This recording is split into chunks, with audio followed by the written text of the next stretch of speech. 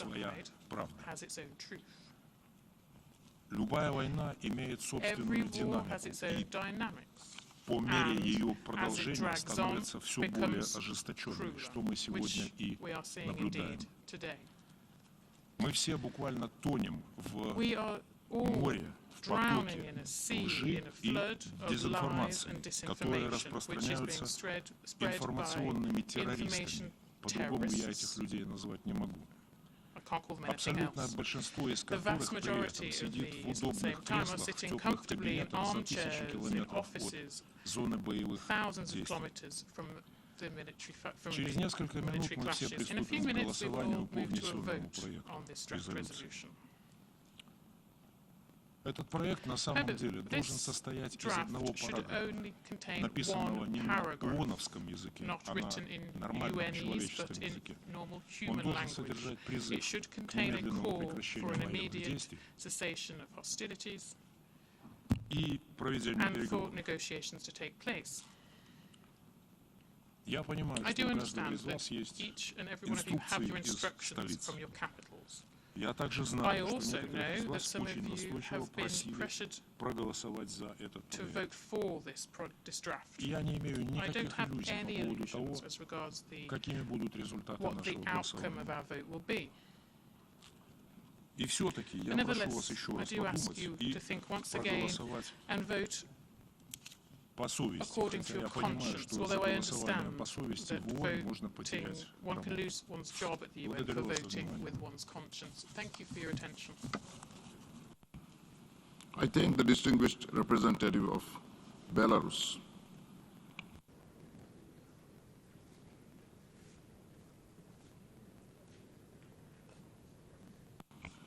And now I give the floor to the distinguished representative of the United States.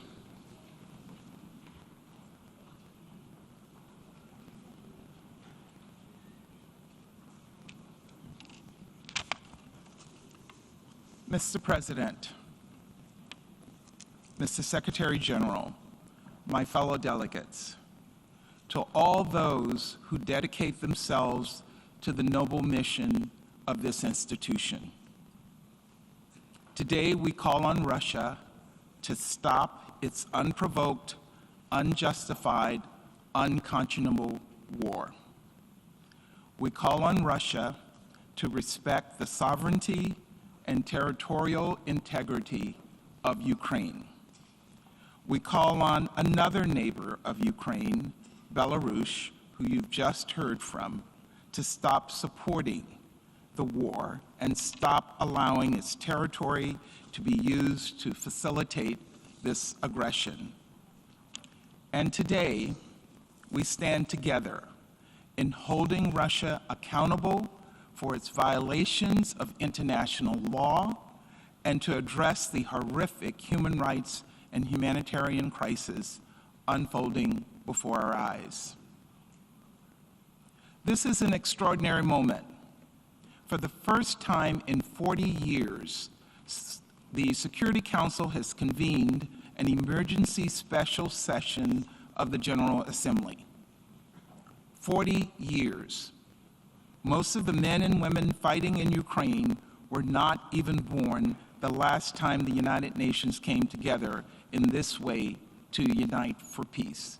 And I would venture that many of the people in this room were not born when that happened.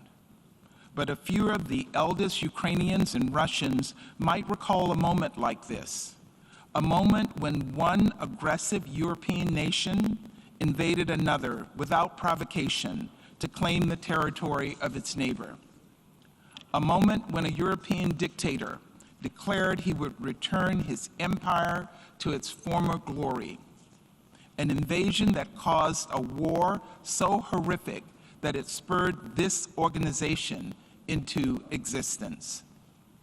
Now, at more than any other point in recent history, the United Nations is being challenged. If the United Nations has any purpose, it is to prevent war. It is to condemn war, to stop war. That is our job here today. It is the job you were sent here to do, not just by your capitals, but by all of humanity. A lot has happened very quickly to bring us to this unique moment. It was barely a week ago when, in the dead of night, President Putin launched a full-scale invasion of our fellow UN member state. At the very moment the Security Council was holding an urgent meeting attempting to foster diplomacy and de-escalation. As the Security Council discussed peace, Putin declared war. Ukraine has defended itself with great courage and vigor. As President Biden said in his State of the Union address last night, President Putin, and I quote, met a wall of strength he never imagined. He met the Ukrainian people.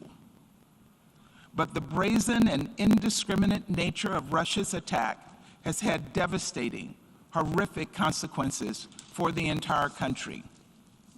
Russia has bombed residential apartment buildings.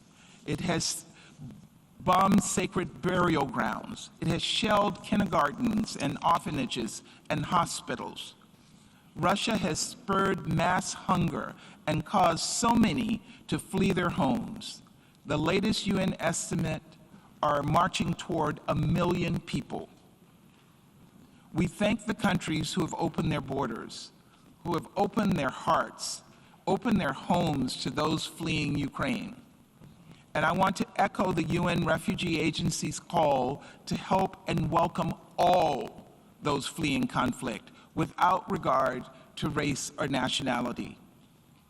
Refugees are refugees.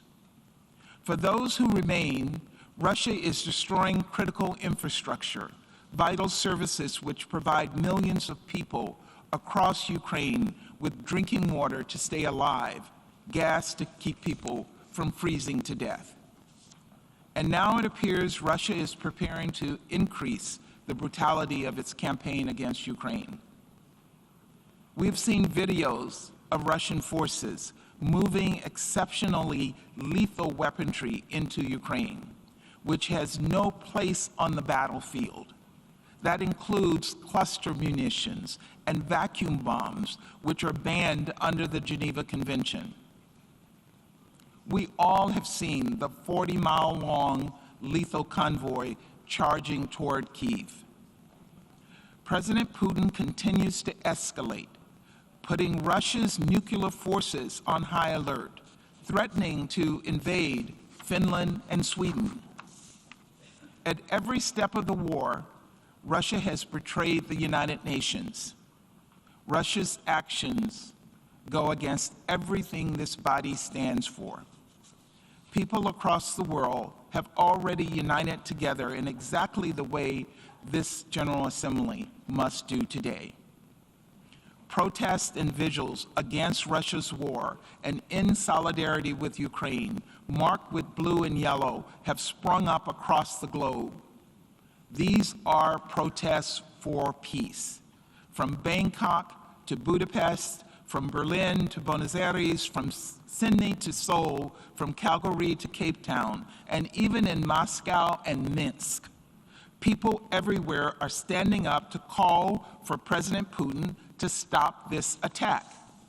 The Russian people are themselves asking Putin will sacrifice for his cynical ambitions, And they are appalled at the answer. To the Russian protesters, I say thank you. Thank you for your bravery. To the Russian soldiers sent to the front lines of an unjust, unnecessary war, I say your leaders are lying to you. Do not commit war crimes. Do everything you can to put down your weapons and leave Ukraine.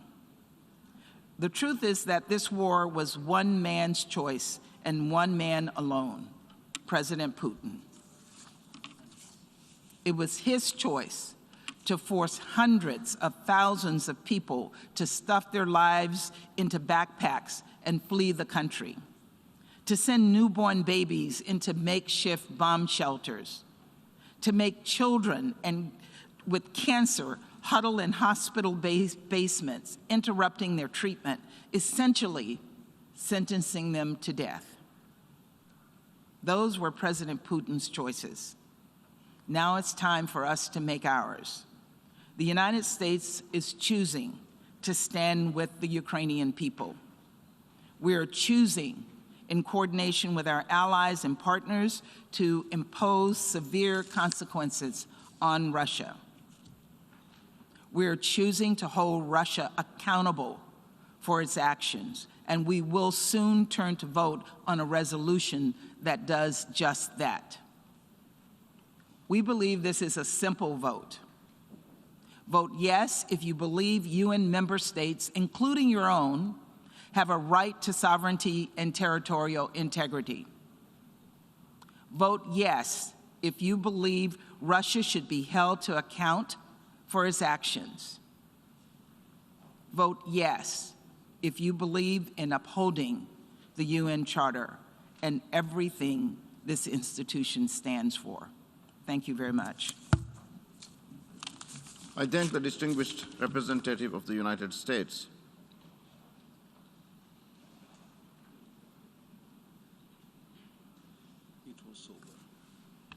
And now I give the floor to the distinguished representative of the Observer State of the Holy See.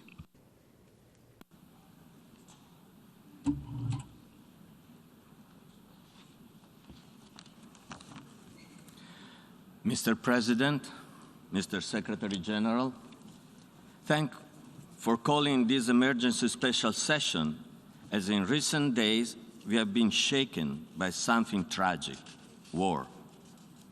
The Holy See joins the many member states and millions across the globe who call for the immediate cessation of hostilities in Ukraine and the return to diplomacy and dialogue. Mr. President, the organization is founded to save succeeding generations from the scourge of war and live together in peace with one another as good neighbors. It is the duty of all states to seek to resolve disputes through negotiation, mediation, or by other peaceful means, even when war has commenced. Mr. President, last Sunday, Pope Francis expressed his closeness with all who now suffer as a result of the conflict, stressing that, and I quote, "It is urgent to open humanitarian corridors, and those fleeing must be welcomed." With heart broken by what is happening in Ukraine, and let us not forget the wars in other parts of the world, I repeat, put down your weapons. Those who love peace reject war as an instrument of aggression against the freedom of other peoples and as a means for the settlement of international disputes. End of quote. The Holy See wishes to express, also in this forum, its appreciation to those states which are offering humanitarian assistance to those in need, both in Ukraine and in neighboring countries, in which many Ukrainians have sought safety. Mr. President, Pope Francis has called on believers and non-believers alike to observe this Wednesday, 2nd of March, as a day to be close to the suffering of the Ukrainian people, to feel that we are all brothers and sisters, and to implore of God the end of this war. The Holy See is convinced that there is always time for goodwill. There is still room for negotiations. There is still a place for the exercise of a wisdom that can prevent the predominance of partisan interest, safeguard the legitimate aspiration of everyone, and spare the world from the folly and horrors of war. May this emergency special session advance efforts that help attain this end. Thank you, Mr. President. I thank the distinguished representative of the Holy See.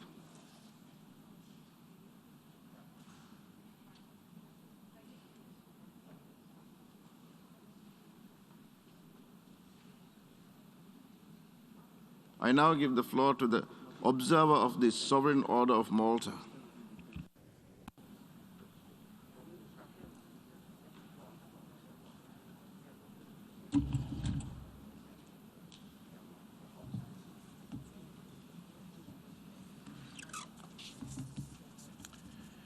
Mr. President, Mr. Secretary General, distinguished representatives.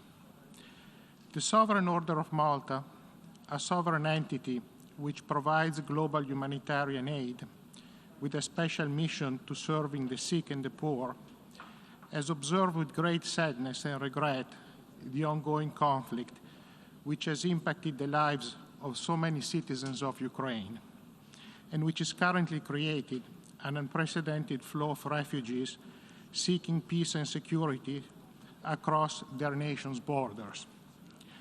In 8 years of conflict, the Order's embassy to Ukraine has provided considerable support, advice, and material help to Ukrainian citizens and to non-Ukrainian residents of the country who are in need.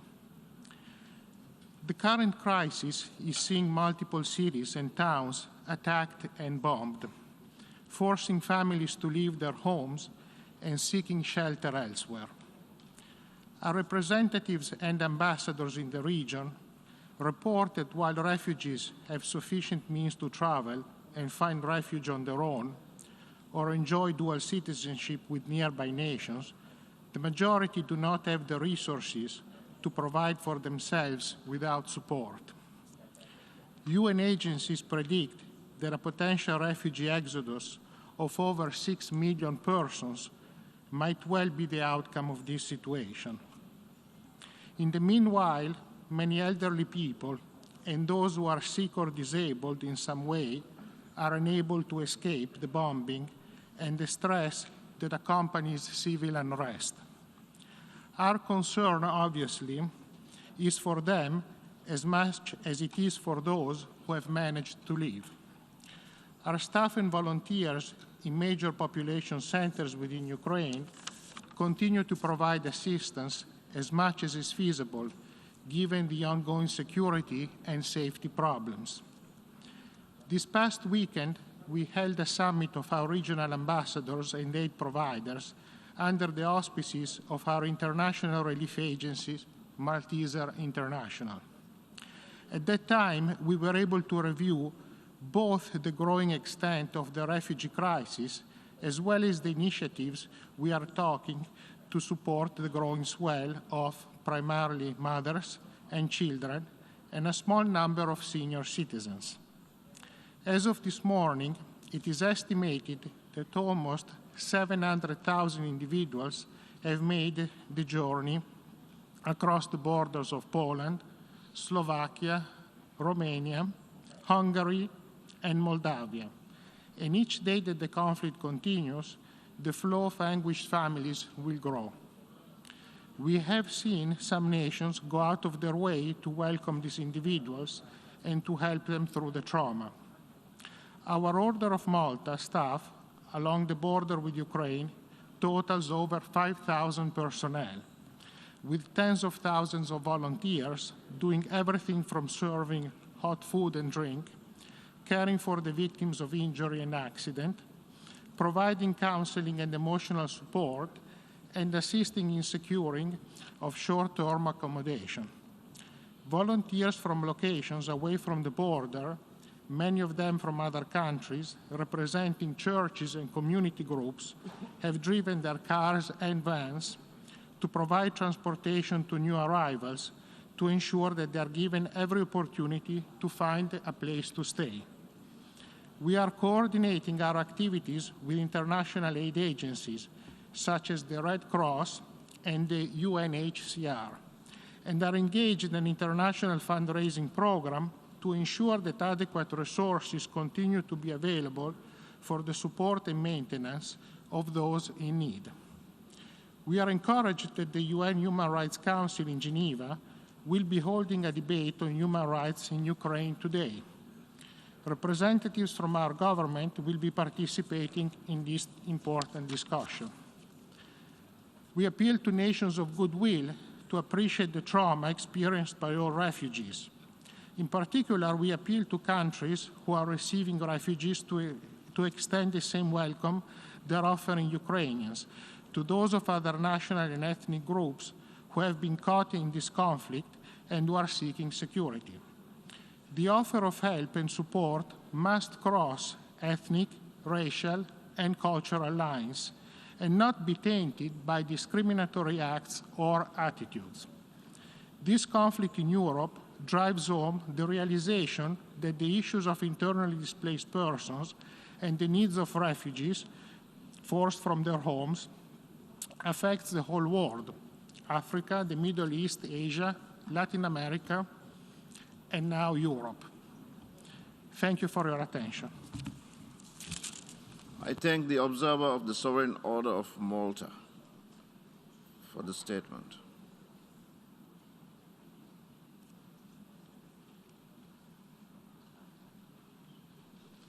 I now give the floor to the observer of the International Institute for Democracy and Electoral Assistance.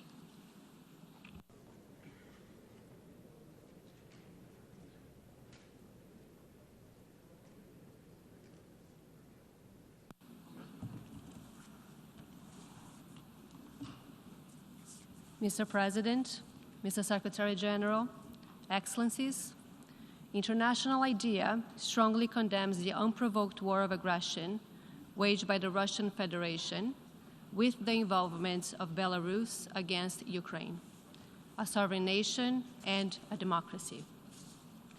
This is in breach of international law and international agreements and a rules-based international order that underpins the shared objective of global peace and the existence of organizations such as International IDEA.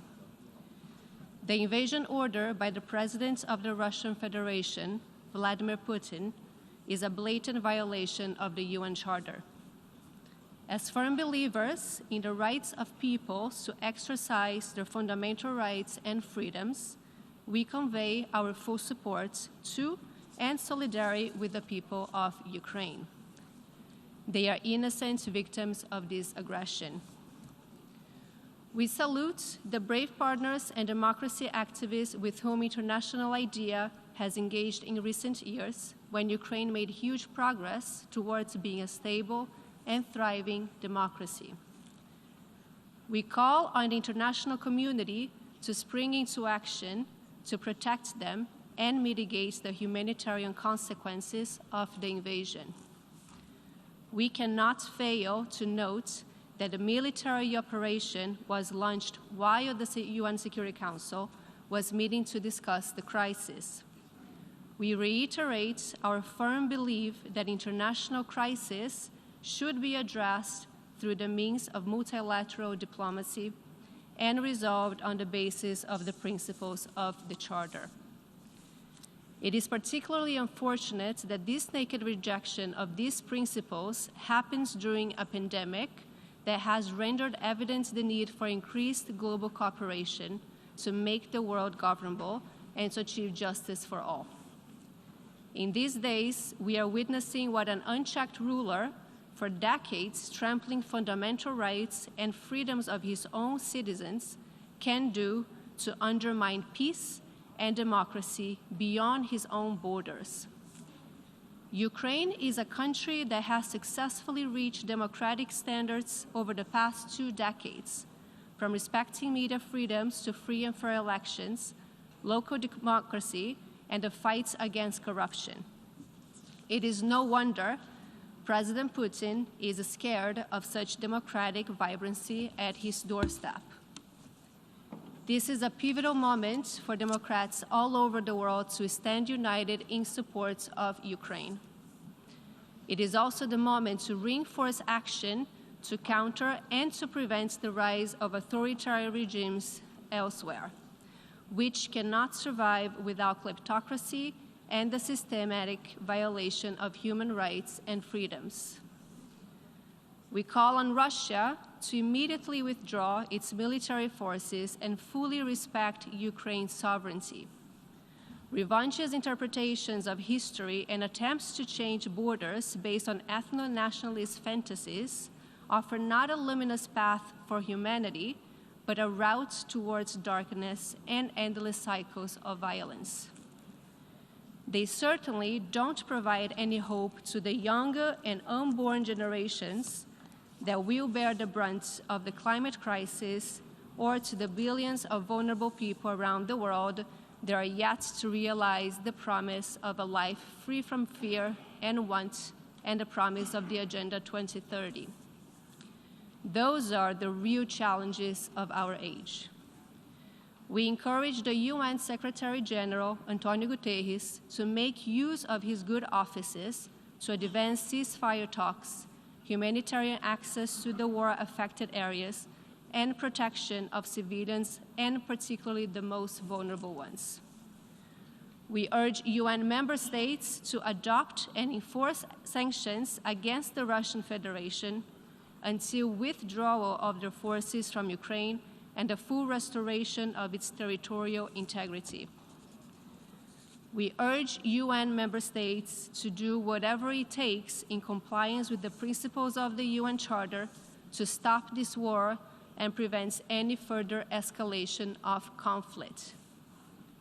International IDEA will do its part in collaboration with the United Nations, our member states, and other democratic governments and organizations to protect in Ukraine and elsewhere the principle that every country has a right to freely determine its own fate on the basis of the will of the people, freely expressed.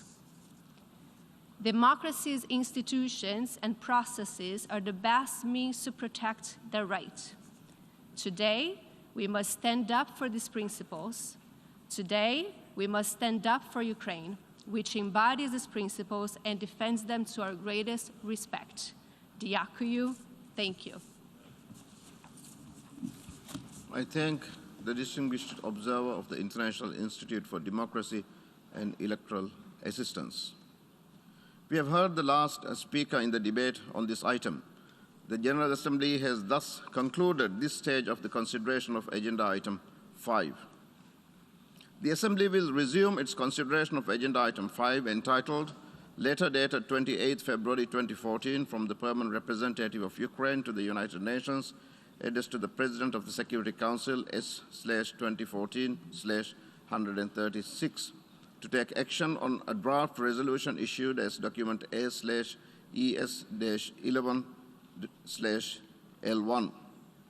I now give the floor to the distinguished representative of Ukraine to introduce draft resolution A/ES-11/L1.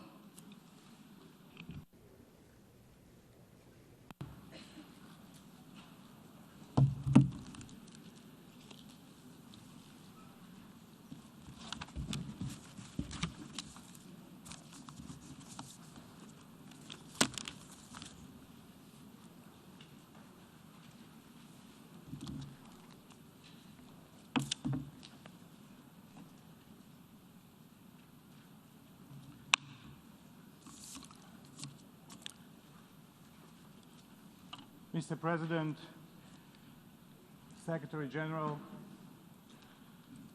distinguished delegates. We are living through a defining moment for our generation. Our generation is the generation that was supposed by our predecessors to be saved from scourge of war. That is why our predecessors created the United Nations. And yet today, it falls to us to save future generations. Let me read the following text. Our position is that whatever grievances a nation may have, however objectionable it finds the status quo, aggressive warfare is an illegal means for settling those grievances or for altering those conditions. It may be that the nation faced desperate problems that would have warranted the boldest measures short of war. All other methods, persuasion, propaganda, economic competition, diplomacy, were open to an aggrieved country. But aggressive warfare was outlawed. The defendants did make aggressive war a war in violation of treaties. They did attack and invade their neighbors in order to effectuate a foreign policy which they knew could not be accomplished by measures short of war. And that is as far as we accuse or propose to inquire. End of quote. Said in his opening statement to the International Military Tribunal on November 21, 1945, in the Palace of Justice at Nuremberg, Justice Robert Jackson, Chief of Counsel. And these words are addressed today to Mr. Putin, Mr. Shoigu, Mr. Lavrov, Mr. Volodin, Ms. Matvienko, and perhaps dozens more, but certainly they are not addressed to the Russian citizens, those Russian citizens who try to preserve their dignity. For almost a week, Ukraine is fighting under the bombs and missiles, fighting in the face of armadas of hardware and countless crowds of enemies. They have come to the Ukrainian soil not only to kill some of us, not only to shift our course and priorities. They have come to deprive Ukraine of the very right to exist. They have come to resolve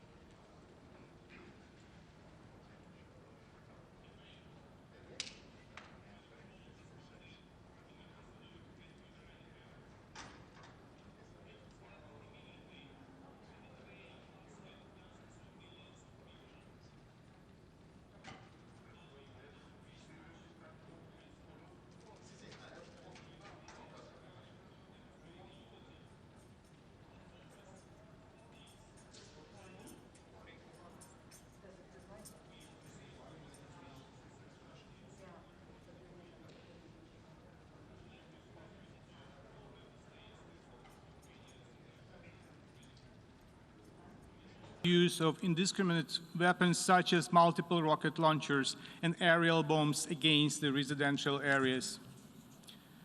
Ukrainians are being killed by Russian ballistic missiles and thermobaric weapons. Just yesterday, Kiev, Kharkiv, Zhytomyr, Mariupol, Melitopol, and many other cities and towns sustained heavy shellings that killed dozens of innocents, including children. Ukraine deeply regrets that a student from India has become a victim of this shelling by the Russian armed forces in Kharkiv. We offer our deepest sympathies to India and the relatives of the victim. A Chinese citizen was also injured in another Ukrainian city because of Russia's deadly attacks. The Ukrainian and foreign citizens have become hostages of the Russian armed aggression against Ukraine. In Kiev, Russian murderers hit the city TV tower, killing 5 passerbys. One of the missiles dropped on the Babin Yar Holocaust Memorial, a sacred place of commemoration of Jews, Ukrainians, Roma, and representatives of other ethnic groups killed by Nazis during the World War II. What an irony when victims of Nazis are being killed for the second time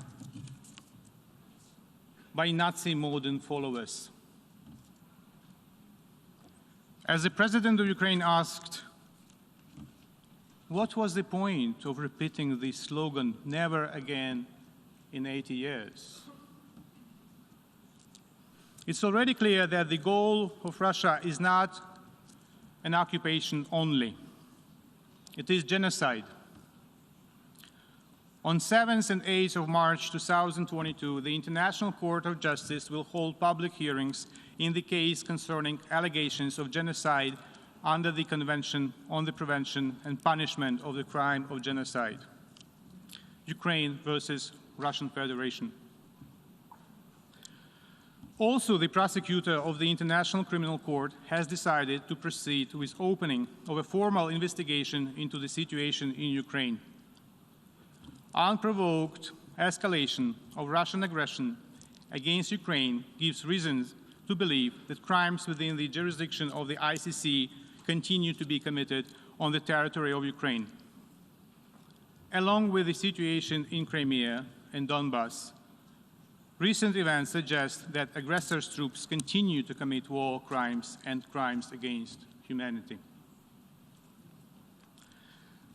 Dear colleagues, one might consider observing the bloodshed in Ukraine that it is not my war. It is a mistake. The evil will never stop. It requires more and more space to conquer. If tolerated, it advances further and further.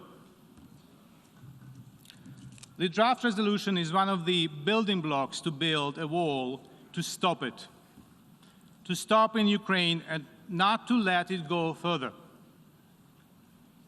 The wall that will protect all of you, in particular younger generations. Distinguished delegates, by voting today, you also reconfirm your country's commitment to the UN Charter. After the vote, I invite you, ambassadors and representatives, to stop by the Indonesian lounge and to sign this little blue book. Little but of global magnitude. Every vote in favor of the resolution and every signature of country that voted in favor would be a historical reconfirmation of the Charter. It is very easy, ladies and gentlemen, to sign the Charter at time of peace. It is the duty to sign and reconfirm and implement the Charter at the time of war. So stop by the Indonesian lounge, put the name of your country if you voted in favor, and after you sign this book, I will hand it over to the Secretary General for keeping the book in his office, in front of him, So at every single moment, the Secretary General will get an inspiration from the overwhelming majority of nations who still trust in the UN, who still trust in the UN Charter.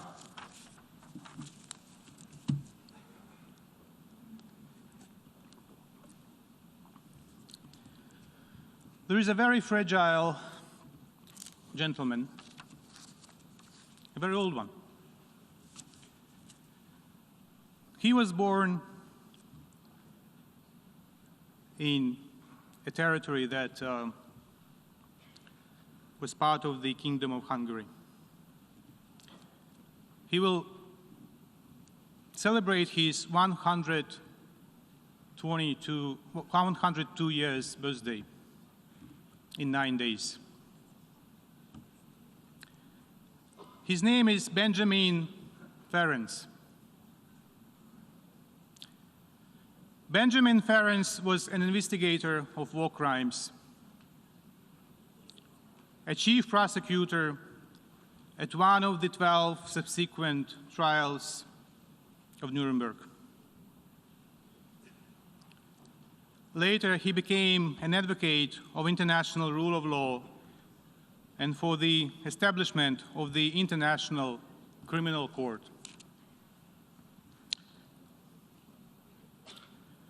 With the permission of the producer, I would play a couple of seconds of his words, and I want you to listen very carefully. Hard to do. 3 words: law, not war.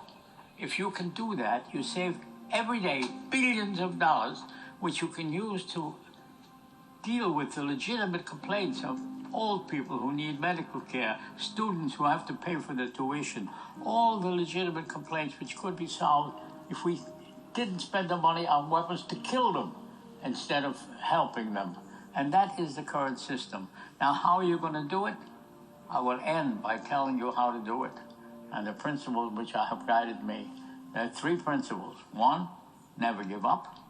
2, never give up. 3,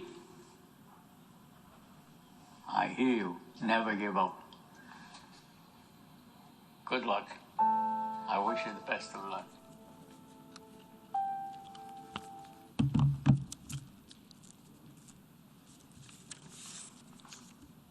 Please show respect.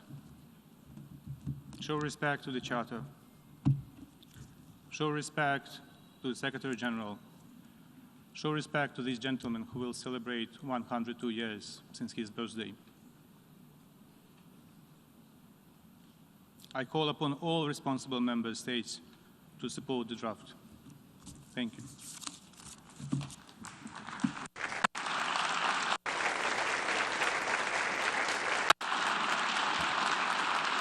I thank the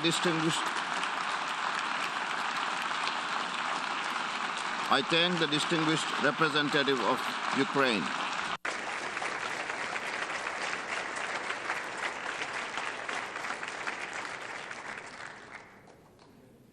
We shall now proceed to consider draft resolution A/ES-11/L1 entitled Aggression Against Ukraine.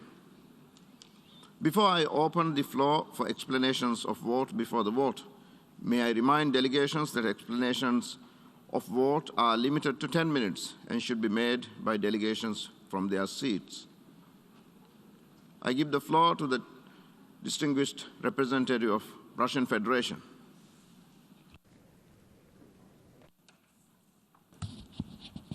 Господин председатель, President, господин генеральный секретарь, уважаемые коллеги, colleagues, Россия Russia просит would поставить ask for проект резолюции this на draft голосование. resolution to be put to the vote.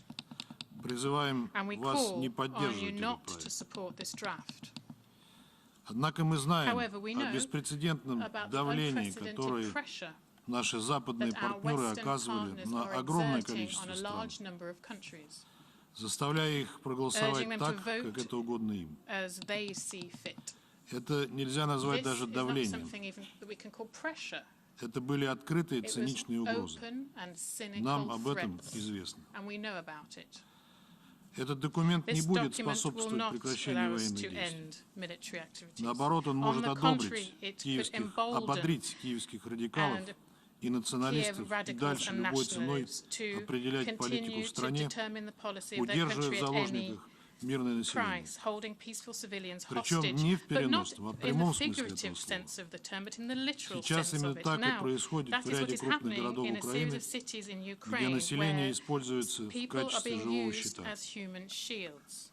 Сегодня стало известно, Today we've что learned вооруженные that силы in Украины the не дают Ukrainian мирным military are жителям not Мариуполя giving покинуть город, allowing citizens of Mariupol to leave the city. удерживают их, They are в том числе женщин и They детей, are keeping them в there, одной из including школ women Мариуполя. and children there in one of the schools in Mariupol. Насильно доставляют обратно всех гражданских лиц, которые пытались покинуть город по предоставленным гуманитарным коридорам.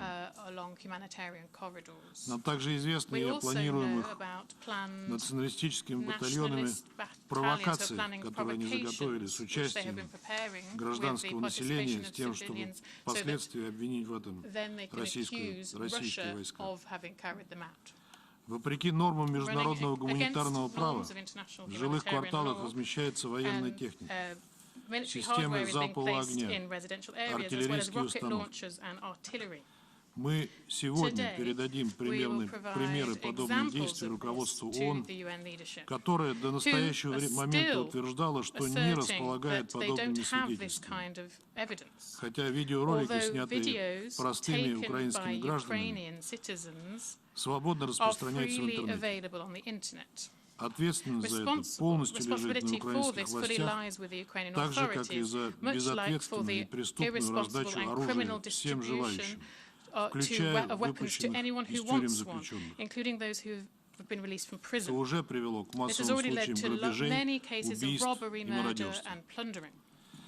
Уважаемые коллеги, ваш отказ поддержать проект сегодня стал бы голосованием в пользу мирной Украины, свободной от радикализма и неонацизма, живущей в мире со своими соседями и отказавшейся от внешнего управления. Именно на достижение этих целей направлена наша специальная военная операция, которую авторы резолюции пытаются представить в качестве агрессии. Мы сегодня слышали от украинского представителя слова о нацизме, но он стыдливо умолчал о разгуле неонацизма на самой Украине, о бесчинствах неонацистских и националистических радикальных организаций, о факельных шествиях и прославлении пособников Гитлера. Те, кто интересовался развитием украинского кризиса, прекрасно понимают его генезис.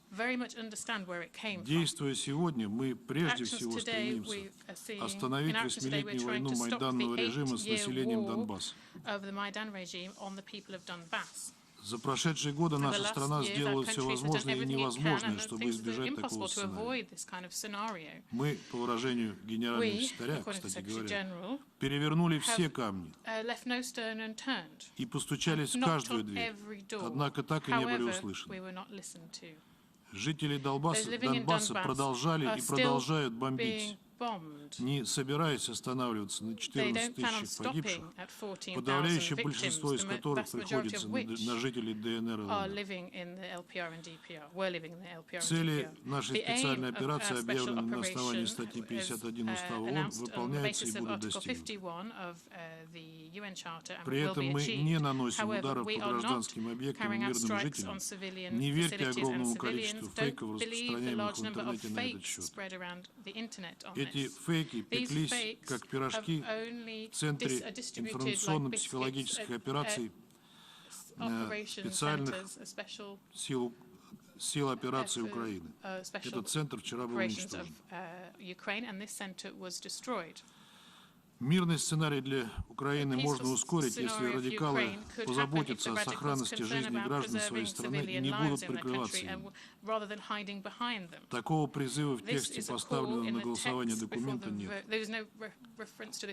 В нем также ничего не сказано о незаконном перевороте в Киеве, когда в феврале 2014 года при попустительстве Германии, Франции и Польши и при поддержке Соединенных Штатов был свергнут законно избранный президент страны.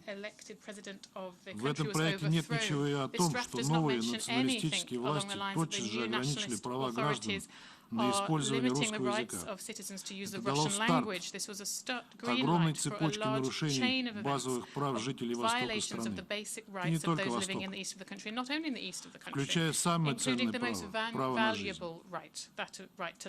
Многие из вас не хотят ничего слышать о трагедии, которая началась на Украине после Майданного переворота 2014 года, о заживо сожженных людях в Одессе, о преследованиях и убийствах несогласных, и самым ярким проявлением этого стала развязанная Киевом война против Донбасса. Ничего в документе нет и о том, что на протяжении 8 лет Соединенные Штаты и Европа накачивали и сейчас накачивают Украину вооружением, помогая майданному режиму убивать мирных жителей на Донбассе.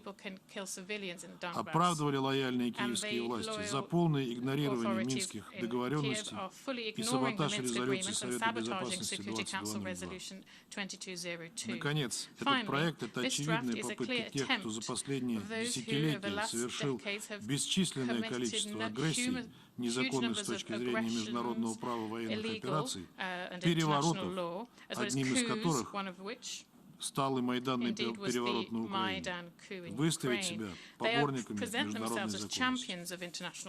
Благодарю вас. I thank the distinguished representative of the Russian Federation, and now I give the floor to the distinguished representative of Serbia.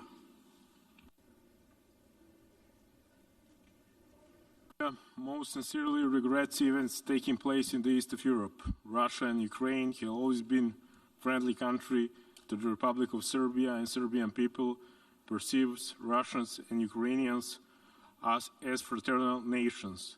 We felt loss of life of each man in Ukraine is true tragedy. The Republic of Serbia is committed to observing principles of territorial integrity and political independence of states as one of the basic principles of international law based on UN Charter and final Act from Helsinki from 1975, which guarantees the right of states to inviolability of borders, just like it is committed to the preservation of sovereignty and integrity of its own territory. The Republic of Serbia, likewise, advocating respect for territorial integrity of other sovereign nations, and regardless of not agreeing with all formulation state in resolution, will vote in favor of a resolution. I am obliged to point to PP 13 and remind that the first attack against a sovereign state on the soil of Europe after the Second World War took place not so long ago, in 1999, when 19 countries attacked, at that time, Federal Republic of Yugoslavia, primarily Republic of Serbia, when there was no appropriate reaction of such distinguished institution to this flagrant violation of UN Charter, despite the fact they still suffer from consequence of severe violation of fundamental principles of international law by others. Serbia is not giving up these principles even today. The Republic of Serbia will continue to advocate termination of conflicts, expecting that the parties will invest additional efforts into reaching diplomatic solution and creating conditions for peace throughout dialogue. Serbia will provide all kinds of humanitarian aid to endangered Ukrainian citizens while remaining committed to peace and consistent respect for international law. Thank you. I thank the distinguished representative of Serbia. And now I give the floor to the distinguished representative of Syrian Arab Republic.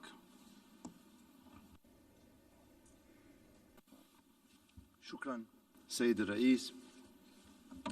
Thank you, Mr. President. Mr. President, the draft resolution before us today clearly represents a prejudiced attitude based on political propaganda. It's a means of political pressure. معدو مشروع القرار على Those who prepared the draft لغة resolution عدائية موجهة ضد الاتحاد الروسي incorporated an aggressive language against the Russian Federation to belittle its legitimate stand based on its security concerns and its right to protect its people from the threats to national Russian security. Belarus is also impacted by this draft resolution. This draft resolution represents a flagrant political hypocrisy. Had the US and its Western allies been serious in de-escalating the situation, they would have fulfilled the promises they undertook 3 decades ago not to expand the EU and transform Ukraine into a continuous threat to the Russian Federation. And they should have pressured Ukraine to abide by Minsk and to stop the violations against the civilians in Donbass, let alone those countries' eagerness to supply Ukraine with heavy weaponry and missiles, encouraging volunteers to fight in Ukraine. This indicates the clear-cut desire of those countries for provocations and not for containment and de-escalation. This draft resolution coincides with huge media campaign to spread erroneous information and lies. It's not designed to find a clear-cut and real solution for the crisis, rather to defame the Russian Federation. It is a text that is full of loopholes and untruths. It ignores the real reasons for the escalation of tension and for the eruption of hostilities. Those who are eager to defend the Charter of the United Nations now today, they should have shown the same eagerness vis-à-vis Israel's continued occupation of the Arab territories and the aggression committed by the Turkish forces against our territory. What about the U.S. violations of the territorial integrity of our land, Syrian territories? Syria's rejection of Western hegemonistic policies and interference in the internal affairs of the states, prolongating crises, promulgating and spreading anarchy, opting for double standards and selectivities, imposing unilateral sanctions, make it necessary for us to reject this draft resolution and vote against it. Thank you, Mr. President. I thank the distinguished representative of Syrian Arab Republic. And now I give the floor to the distinguished representative of St. Vincent and the Grenadines. Mr. President, it is clear from the debate over the past 2 days that the membership of the United Nations is united in its call to end the war in Ukraine and return to diplomacy. St. Vincent and the Grenadines wishes to offer an explanation of its vote on the draft resolution before us today. Mr. President, St. Vincent and the Grenadines will vote in favor of the draft resolution.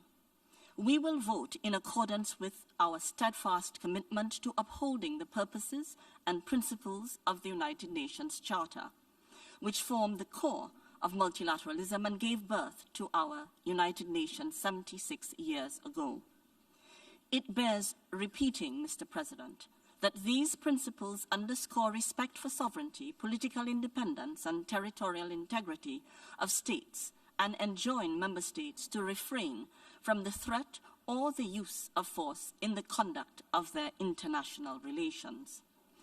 Our support for the draft resolution is rooted in our conviction that the strict adherence to international law, including international humanitarian and human rights law, and the principles of peace, dialogue, and compromise for the preservation of humanity is not optional.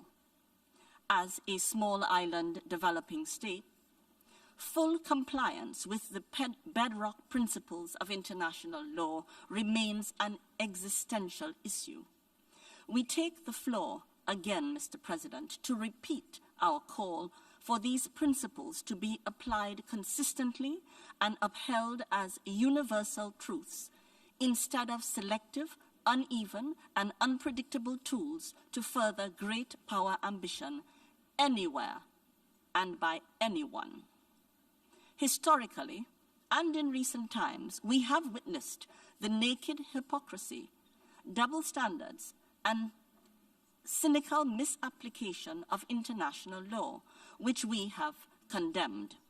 Today, we strongly emphasize that our august assembly should apply the fundamental principles of our charter impartially, irrespective of the size, economic, and military power of the principles involved. Mr. President, in the midst of prevailing global challenges, such as the climate crisis and the COVID-19 pandemic, we simply cannot afford another conflict. War does not manage grievances. St. Vincent and the Grenadines, therefore, calls for an immediate ceasefire to avert further bloodshed, human suffering, and a global catastrophe, and to engage in peaceful dialogue to find a solution to this war post-haste. Today, we must unite for peace. Thank you, and peace profound to all. I thank the distinguished representative of St. Vincent and the Grenadines. We have heard the last speaker in explanations of vote before the vote. Before proceeding to take a decision on draft resolution A/ES-11/L1, I wish to address the question concerning the majority required for the adoption of the draft resolution. In light of Article 18, paragraph 2 and 3 of the Charter of the United Nations, is there any objection to taking action on draft resolution A/ES-11/L1 by a two-thirds majority of the members present and voting? I see no objection. The two-thirds majority of members present and voting is therefore required for the adoption of draft resolution A/ES-11/L1. The Assembly will now take a decision on draft resolution A/ES-11/L1 entitled Aggression Against Ukraine. For your information, the draft resolution has closed for e-sponsorship. I now give the floor to the representative of the Secretariat. Mr. President, I should like to announce that since the submission of the draft resolution, and in addition to delegations listed on the L document, the following countries have also become the co-sponsors of A/ES-11/L11, Barbados and Cambodia. If any other country wish to co-sponsor A/ES11/L1, please signify by pressing the microphone button now.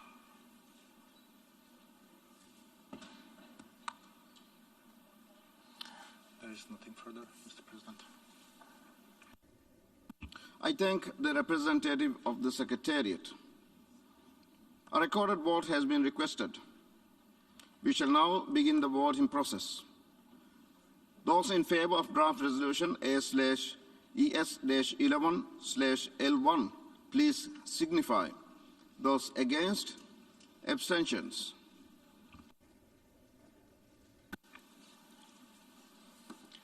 The General Assembly is now voting on draft resolution A/ES-11/L1 entitled Aggression Against Ukraine. Will all delegations confirm that their votes are accurately reflected on the screen?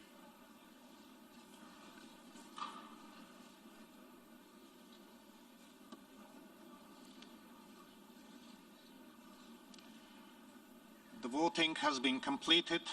Please lock the machine.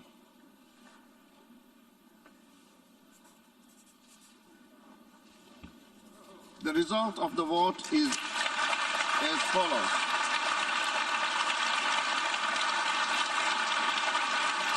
The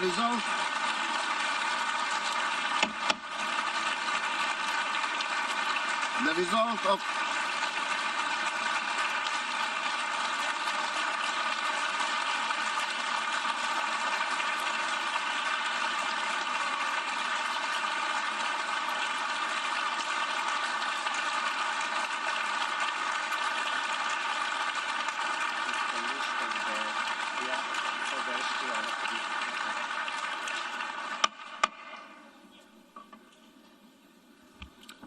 The result of the vote is as follows.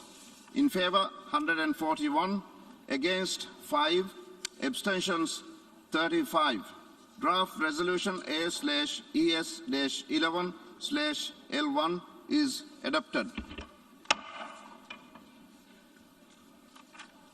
Before giving the floor for explanations of vote after the vote, may I remind delegations that explanations of vote are limited to 10 minutes and should be made by delegations from their seats.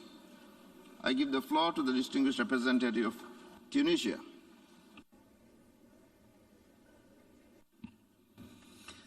شكرا سيد الرئيس.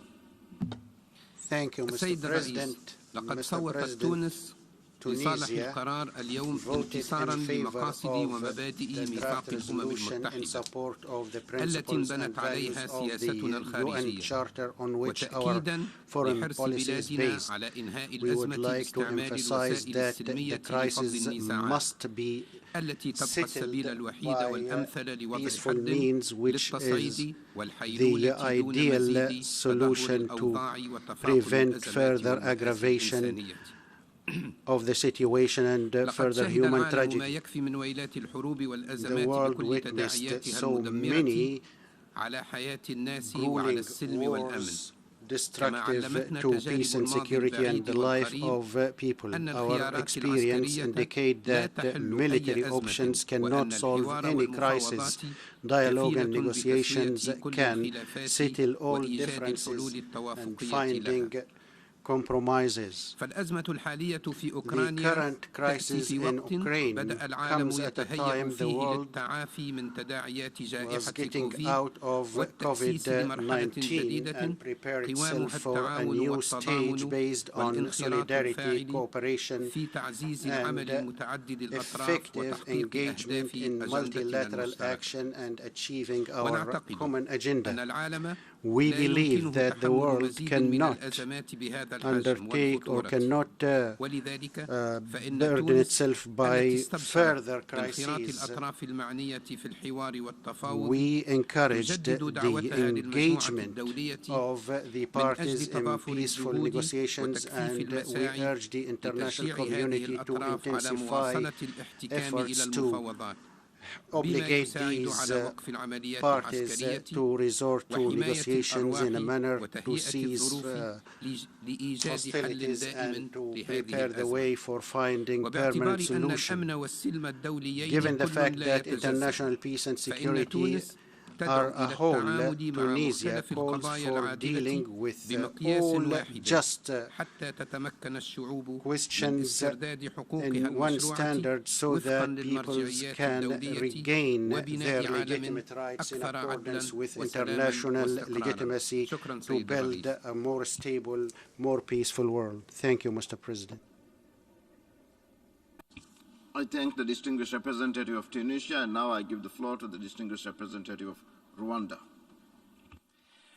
Thank you, Mr. President, for giving me the floor.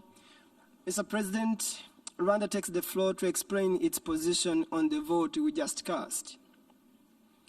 Rwanda voted in favor of this resolution to firmly support that sovereignty, independence, and interior integrity of any country must be respected. We supported this resolution to reaffirm our commitment to the Charter of the United Nations.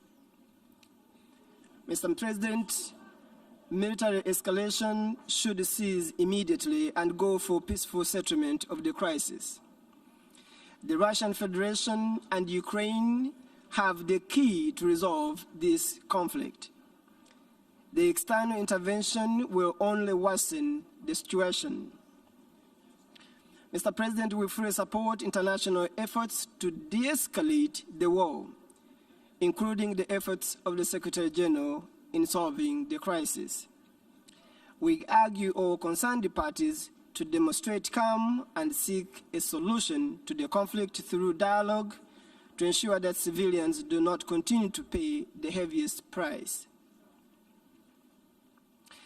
A lasting solution, Mr. President, will only be achieved through dialogue by both parties, taking into account the concerns of both sides. The current war does not guarantee that it will bring peace. Instead, it's likely to generate subsequent crises and human suffering. Rwanda also expresses serious concern with the extent of humanitarian devastation and peace and security challenges caused by the conflict. We are also concerned by the reports that Africans are being brutally segregated and denied safe exit and admission to neighboring countries. We call on all those who are involved to allow unhindered evacuation without looking at the color of origin of anyone.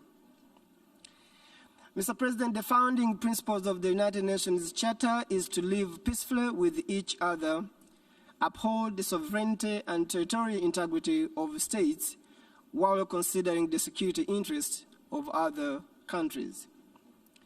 Diplomatic options present the better solution to the sustainable peace. We call for open dialogue and negotiations in good faith. Finally, Mr. President, Rwanda calls for a sincere commitment to the United Nations Charter and international order. The ongoing crisis poses a severe threat to international peace and security. We encourage concerned parties to give a chance to peace. We wish to underline that a long-lasting solution to the current crisis primarily lands and is in the hands of both Ukraine and the Russian Federation. Dialogue is the only option to resolve the current crisis. I thank you, Mr. President. I thank the distinguished representative of Rwanda, and now I give the floor to the distinguished representative of China.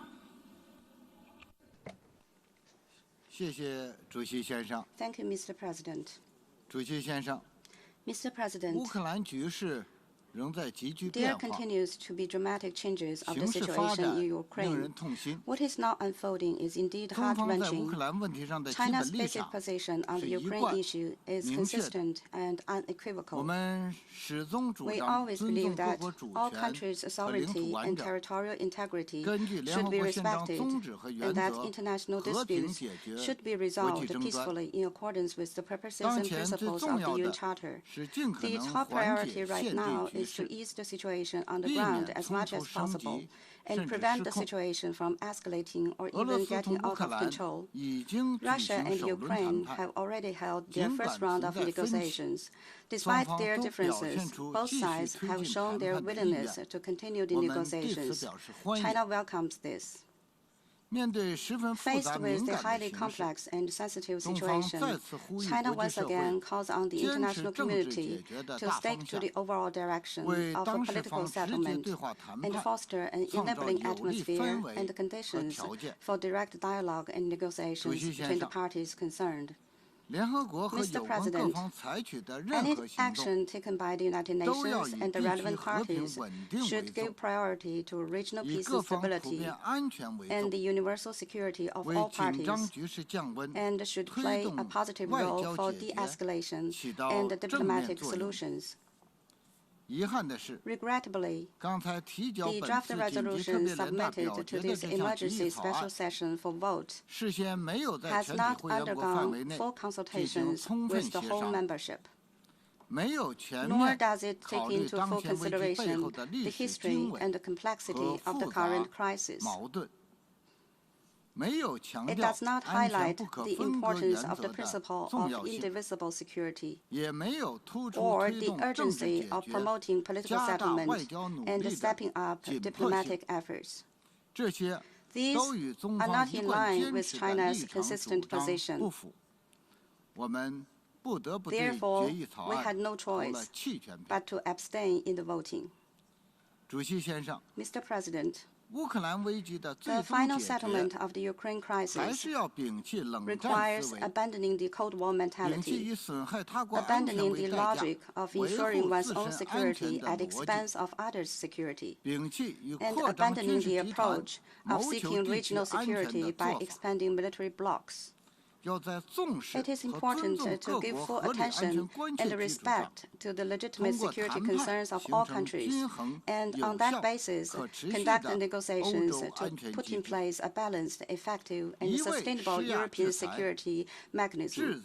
Blindly exerting pressure and imposing sanctions and creating division and confrontation will only further complicate the situation, result in a rapid spillover of the negative impact of the crisis, and affect even more countries. We call on the international community to take a responsible approach, promote the relevant parties to immediately return to the track of political settlement, and seek a comprehensive solution to the Ukraine issue through dialogue and consultation.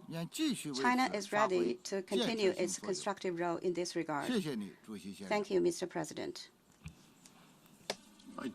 I thank the distinguished representative of China. I give the floor to the distinguished representative of Sierra Leone.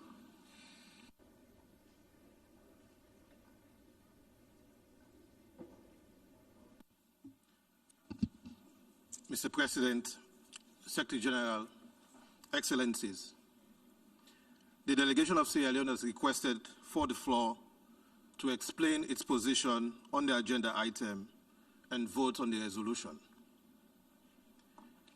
The government of Sierra Leone is gravely concerned about the regrettable, serious situation created in Ukraine with ramifications for regional and international peace and security.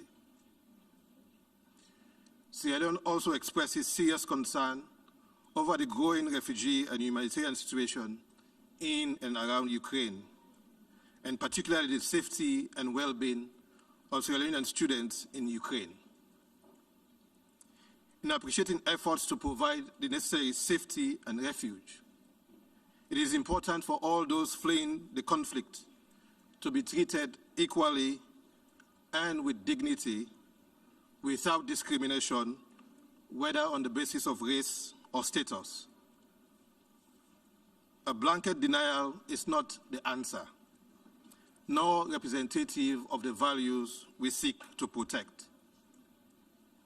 Mr. President, Sierra Leone voted in favor of the resolution based on our fundamental belief in the sanctity of the United Nations Charter, its principles, and the purposes of the organization.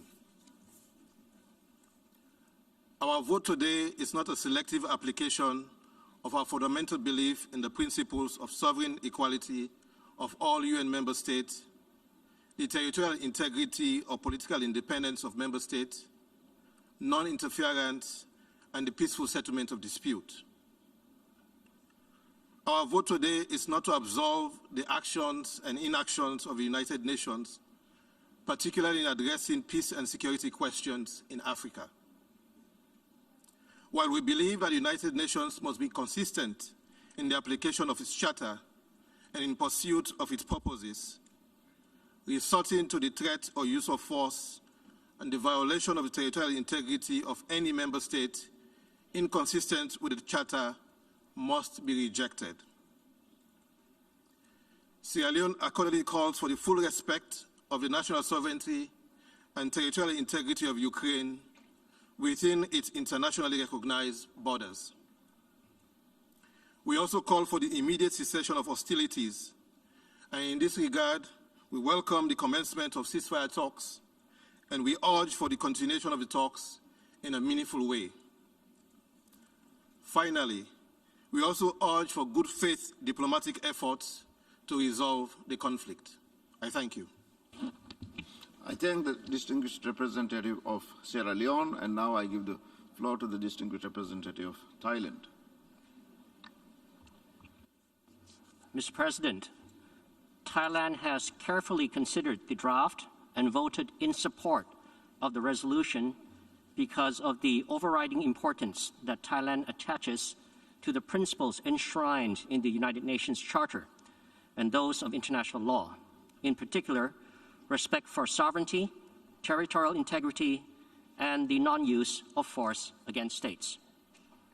Our support of the resolution also underlines our deep concerns for the plight of affected civilians and the humanitarian consequences of the hostilities and violence in the area.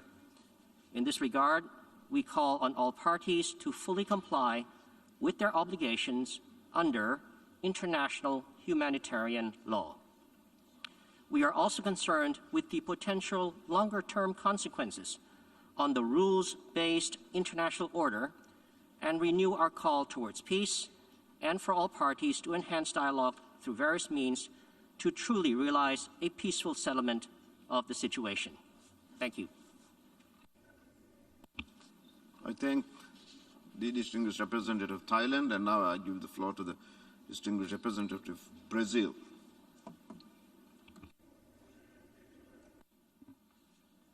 Mr. President, we recognize the exceptional circumstances we are all facing, and we share the conviction that the General Assembly could not remain silent. The resolution adopted this morning conveys a message, and Brazil has added its voice to that of other members. The adoption of this resolution by the General Assembly shows the unwavering commitment of the international community to upholding the core principles upon which the UN is built. We are appreciative of the attention given in different paragraphs of the text to the critical need to monitor and alleviate the humanitarian situation on the ground. We also welcome the text for urging the parties to the conflict to fully respect international humanitarian law, to guarantee the safety of civilians, as well as of humanitarian and medical personnel, and to facilitate unhindered access of humanitarian assistance to those in need. The resolution as adopted, however, does not go far enough in underscoring that the cessation of hostilities is only a first step to achieve peace. Sustainable peace needs additional steps. In this respect, it is regrettable that the supportive role of the United Nations, that the United Nations can and should play has been left by the wayside in the eagerness to point fingers. Yes, the resolution is a call for peace by the international community, but peace requires more than the silence of guns and the withdrawal of troops. The path to peace requires comprehensive work on the security concerns of the parties. The only precondition should be an immediate ceasefire. Mr. President, the resolution cannot be seen as permissive towards the indiscriminate application of sanctions and the deployment of arms. These initiatives are not conducive to the proper resumption of a constructive diplomatic dialogue and risk further escalating tensions with unpredictable consequences to the region and beyond. We also have concerns about preambular paragraph 15. It is not constructive at this moment fraught with danger in this particular resolution to comment on military measures adopted by any specific nuclear power, be it the Russian Federation or the members of NATO.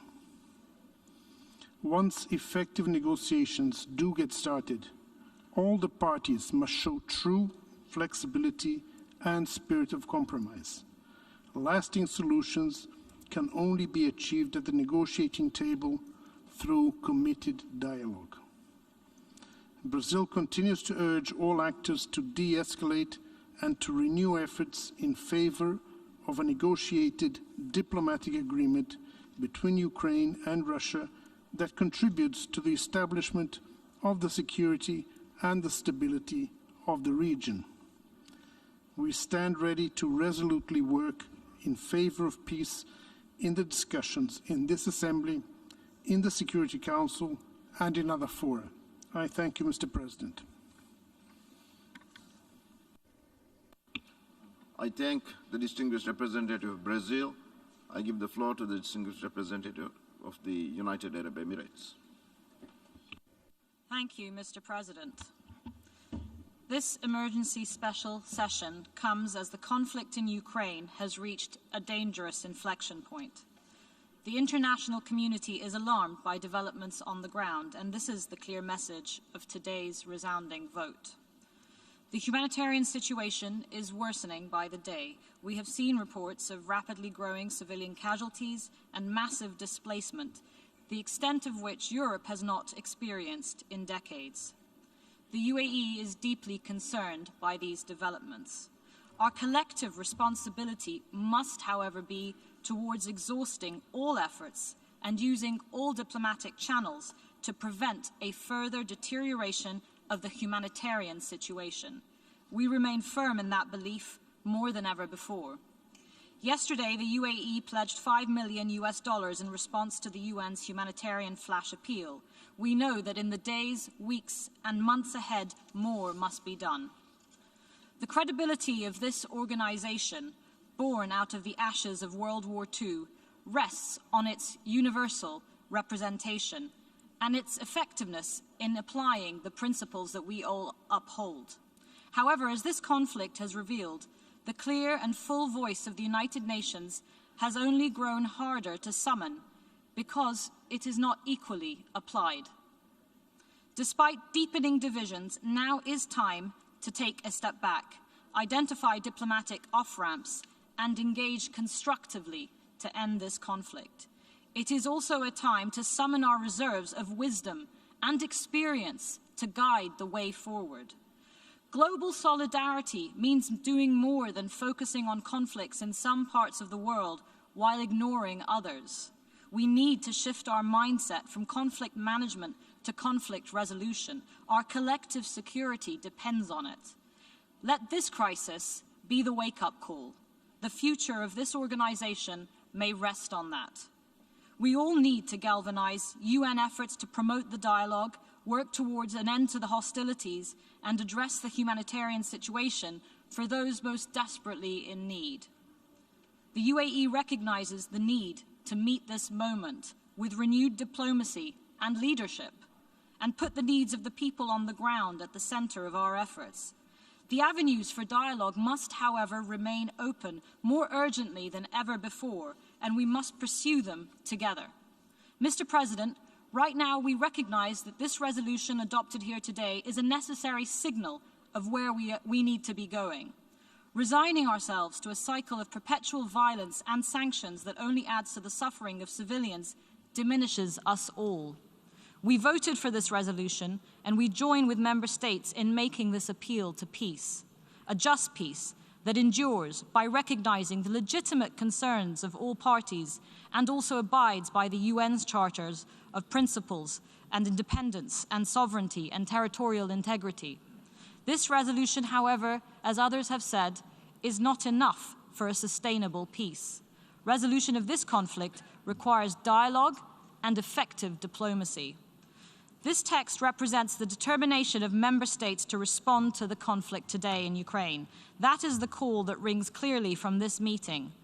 We must now turn to finding ways to bring about its peaceful resolution with full respect for and commitment to real and engaged diplomacy. Thank you. I thank the distinguished representative of the United Arab Emirates, and now I give the floor to the distinguished representative of India.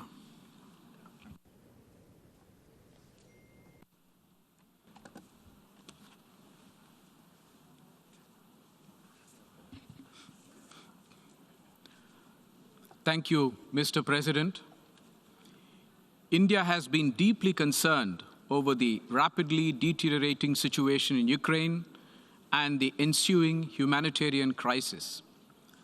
An Indian national was tragically killed in Kharkiv yesterday due to the ongoing hostilities. We express our deepest condolences to his family and to that of each and every innocent civilian who has lost his or her life in this conflict. We demand safe and uninterrupted passage for all Indian nationals, including our students who are still stranded in Ukraine, particularly from Kharkiv and other cities in the conflict zones. Many member states share this concern. We have reiterated this demand to both the Russian Federation and Ukraine. This remains our foremost priority. Ensuring the well-being and safety of our citizens is the basic duty of every government. We have therefore instituted special flights to bring back Indians home from conflict zones. My government has deployed senior ministers as special envoys to countries neighboring Ukraine to facilitate evacuation.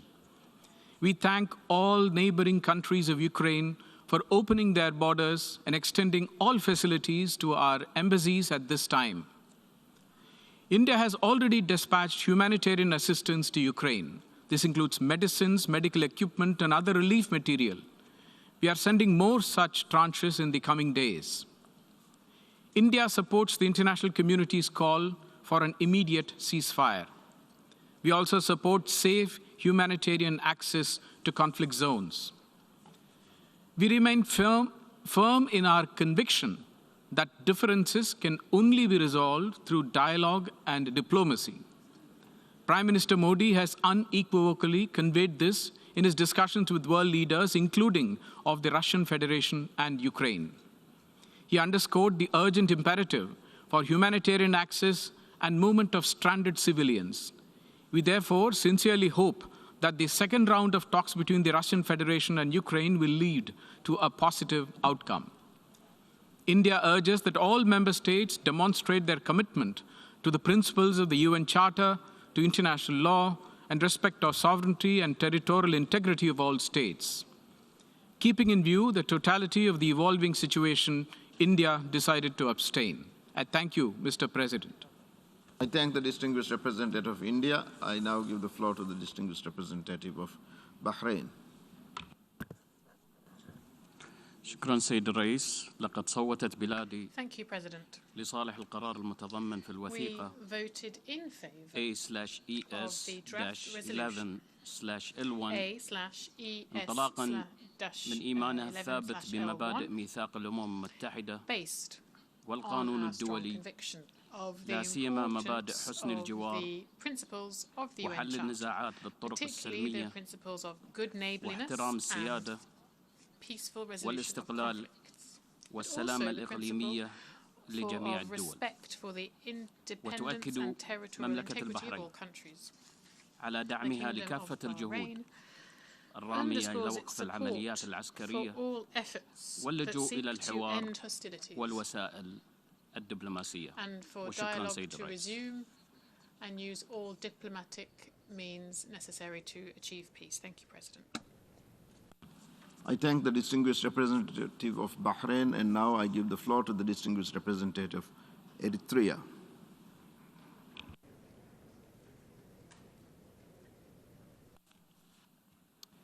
Thank you, Mr. President. Eritrea is taking the floor in explanation of vote after the vote on the draft resolution A/ES-11/L1. Eritrea firmly believes that respect for sovereignty, territorial integrity, and political independence, as enshrined in the United Nations Charter, are sacrosanct principles and should be respected by everyone at all times for the attainment of sustainable world peace. Eritrea's vote is demonstration of its uncompromising stand for peace. Its position is against internationalizing, incessant rhetoric, and imposition of unilateral sanctions, which regrettably further polarize international relations and escalate the situation with enormous implications for civilians. Instead, we have consistently opted for world regions to be given the needed space and solidarity to address political problems. The situation between Russia and Ukraine raises serious concern with political, economic, and security ramifications for Europe and the rest of the world. It requires immediate resolution by giving more chance to diplomacy. We hope that the ongoing talks between the two parties on the Belarusian border yields a quick and acceptable agreement to stop the war and pave a foundation for peace in the region. Eritrea opposes all forms of unilateral sanctions as illegal and counterproductive. Eritrea, the country that has been subjected to such measures by the West for 2 decades, including new sets of unilateral measures, understands that sanctions do not resolve problems of peace and security. On the contrary, they only hurt innocent people and undermine the road to peace. It will be remiss if I don't address disturbing reports that African citizens living in Ukraine are facing difficulties to cross the borders. We call on all countries to facilitate safe passage to people fleeing for safety regardless of their racial identity. Let me conclude, Mr. President, by reiterating that, that Eritrea would like to see that the windows for diplomacy remain open. We are confident of the ability of the parties to resolve their differences and reach an outcome that meets the interests and concern of all. We hope that the international community constructively supports the parties in their search for sustainable peace. I thank you, Mr. President. I thank the distinguished representative of Eritrea, and now I give the floor to the distinguished representative of Islamic Republic of Iran. Bismillah ar-Rahman ar-Rahim. Mr. President, the Islamic Republic of Iran is following the ongoing conflict between Russia and Ukraine with grave concern. We reiterate our principled position regarding the need for peaceful settlement of disputes in accordance with international law and underline the need for full respect by all parties for the well-established provisions of the United Nations Charter, international law, including international humanitarian law. We emphasize that the sovereignty and territorial integrity of all states must be fully respected, and the safety and security of all civilians must be guaranteed.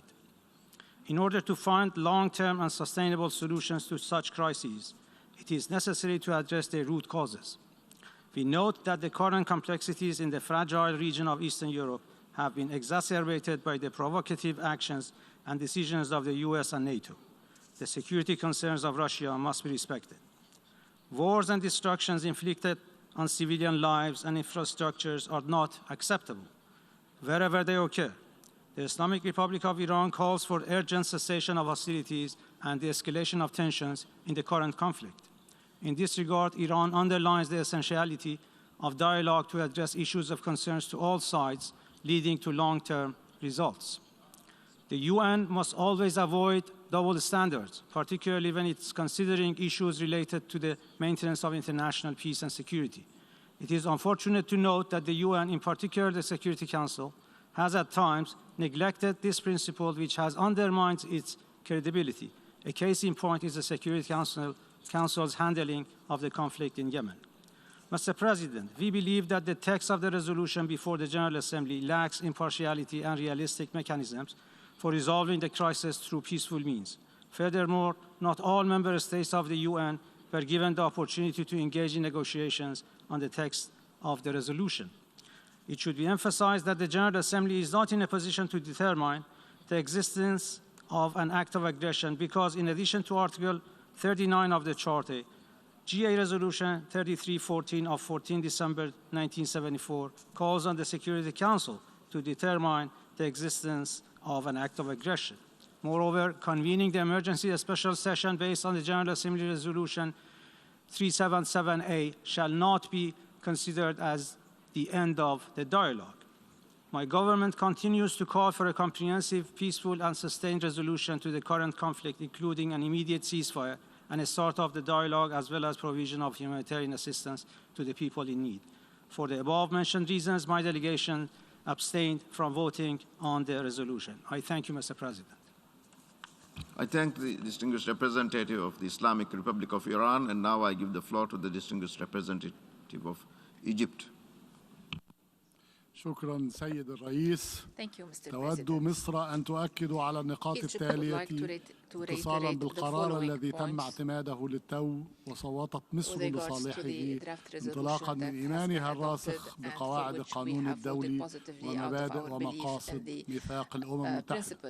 واحد، إن البحث عن حل سياسي سريع لإنهاء الأزمة عبر الحوار وبالطرق السلمية ومن خلال دبلوماسية نشطة يجب أن يظل نصب أعيننا جميعا والهدف الأساسي للمجتمع الدولي بأسره في التعامل مع الأزمة الراهنة، ومن ثم يتعين إتاحة الحيز السياسي الكفيل بتحقيق ذلك الهدف الأساسي. اثنين، تؤكد مصر أنه لا ينبغي أن يتم غض الطرف عن بحث جذور ومسببات الأزمة الراهنة والتعامل معها بما يضمن نزع فتيل الأزمة وتحقيق الأمن والاستقرار. ثلاثة، ترفض مصر منهج توظيف العقوبات الاقتصادية خارج إطار آليات النظام الدولي متعدد الأطراف من منطلق التجارب السابقة والتي كان لها آثارها الإنسانية السلبية البالغة وما أفضت إليه من تفاقم معاناة المدنيين طوال العقود الماضية. من الواجب أن تتحلى كل الأطراف بالمسؤولية الواجبة لضمان تدفق المساعدات الإنسانية لكل محتاج دون أي تمييز، مع كفالة مرور المقيمين الأجانب بانسيابية عبر الحدود، حيث وردت بعض التقارير عن معاملات تمييزية. 5. تجدد مصر التحذير من مغبة الآثار الاقتصادية والاجتماعية للأزمة الراهنة على الاقتصاد العالمي برمته، والذي ما زال يعاني من تداعيات الجائحة، ولعل الاضطراب المتزايد في سلاسل الإمداد وحركة الطيران الدولي لأبلغ دليل على ذلك. aviation is the best إن فاعلية ومصداقية قدرة آليات العمل الدولي متعدد الأطراف في مواجهة التحديات والأزمات المتلاحقة إنما يعتمد على تناول كافة الأزمات الدولية وفقا لمعايير واحدة وثابتة متسقة مع مبادئ الميثاق ومقاصده دون أن تمر عقود يتم خلالها تكريس الأمر الواقع والمعاناة الإنسانية. Sufferings for decades, and thank you. I thank the distinguished representative of Egypt, and now I give the floor to the distinguished representative of Algeria. Thank you, Mr. President. I would like to deliver the explanation of vote of my country, Algeria.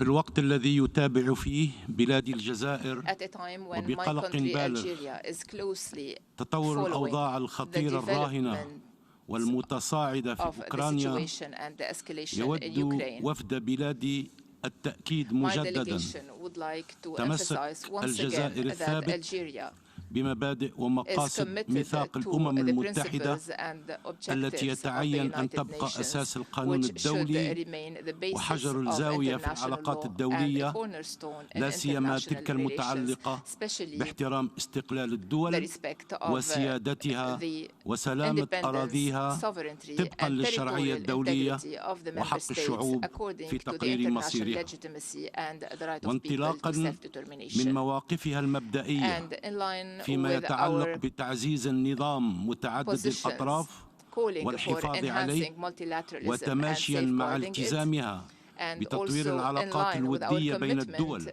to developing على أساس التعايش amicable السلمي relationships والتسوية among السلمية countries للنزاعات based on peaceful والاحترام coexistence and the peaceful المتبادل settlement of conflicts and للالتزامات the الدولية mutual respect of والضمانات international الأمنية commitments لا and يمكن security لبلاد guarantees. الجزائر My country, إلا Algeria, الانضمام can إلى only كافة join الجهود all the والدعوات other efforts الدبلوماسية and diplomatic الهادفة إلى calls تخفيف aiming at حدة التوترات الحالية de-escalating the current وانتهاج فضائل situation الحوار and من أجل adopting إذكاء dialogue العيش in معا order في to سلام بين foster الدول peaceful coexistence حفاظا among على السلم nations والأمن to safeguard الدوليين. international Thank you, peace Mr. and President. security. Thank you, Mr. President.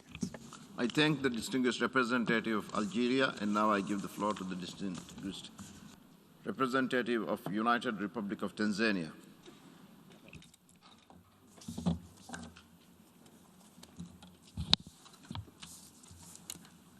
Mr. President, the United Republic of Tanzania has decided to abstain this resolution as a matter of principle and in defense of the UN Charter. Fundamentally, this decision resulted from our inability to amend or make reservations to some provisions in the resolution. We were convinced that there was a need to adjust the draft resolution. The United Republic of Tanzania believes that diplomacy is the best way to end this conflict. To this end, we appeal to all parties to the dispute to uphold human rights and their obligations under international law and humanitarian law, to de-escalate the conflict and give peace a chance. I thank you. I thank the distinguished representative of the United Republic of Tanzania, and now I give the floor to the distinguished representative of South Africa.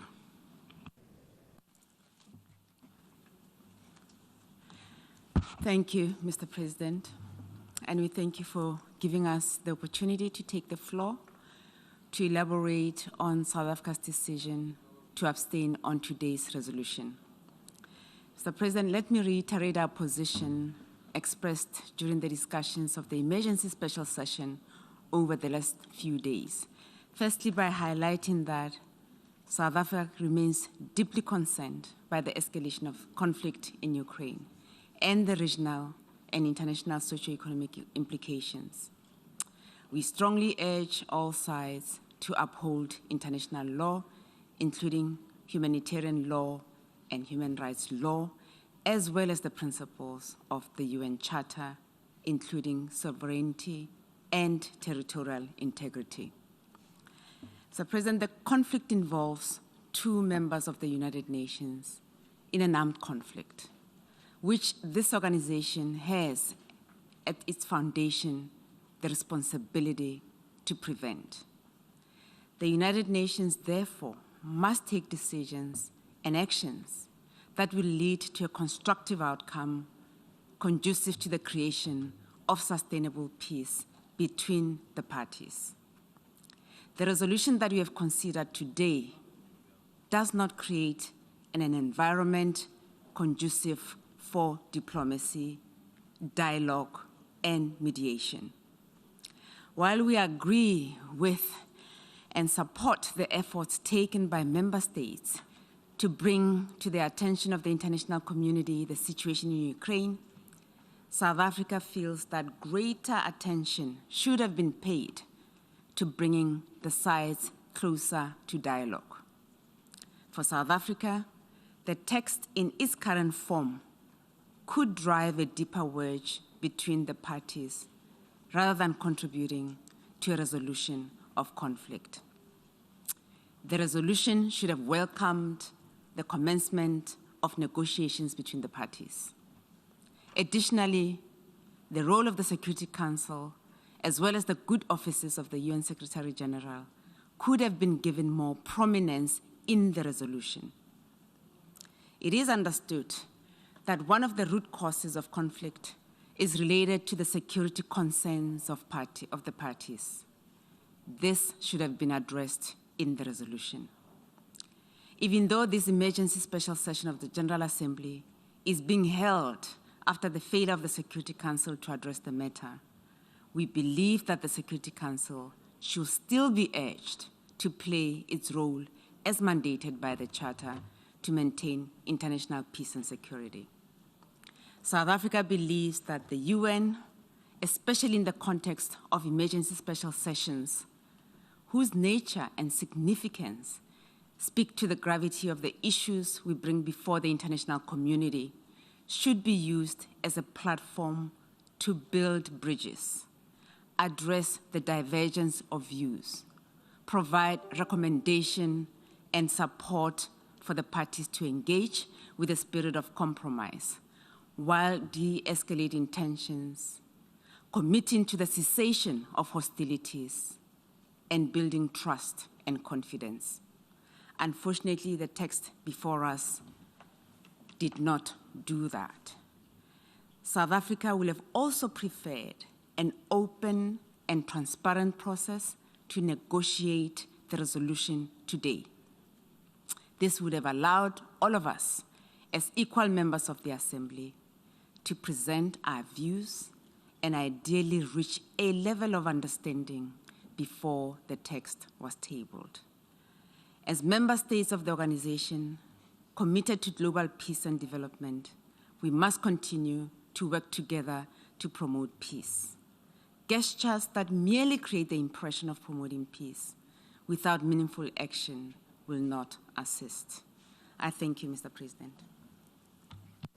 I thank the distinguished representative of South Africa, and now I give the floor to the distinguished representative of Lebanon.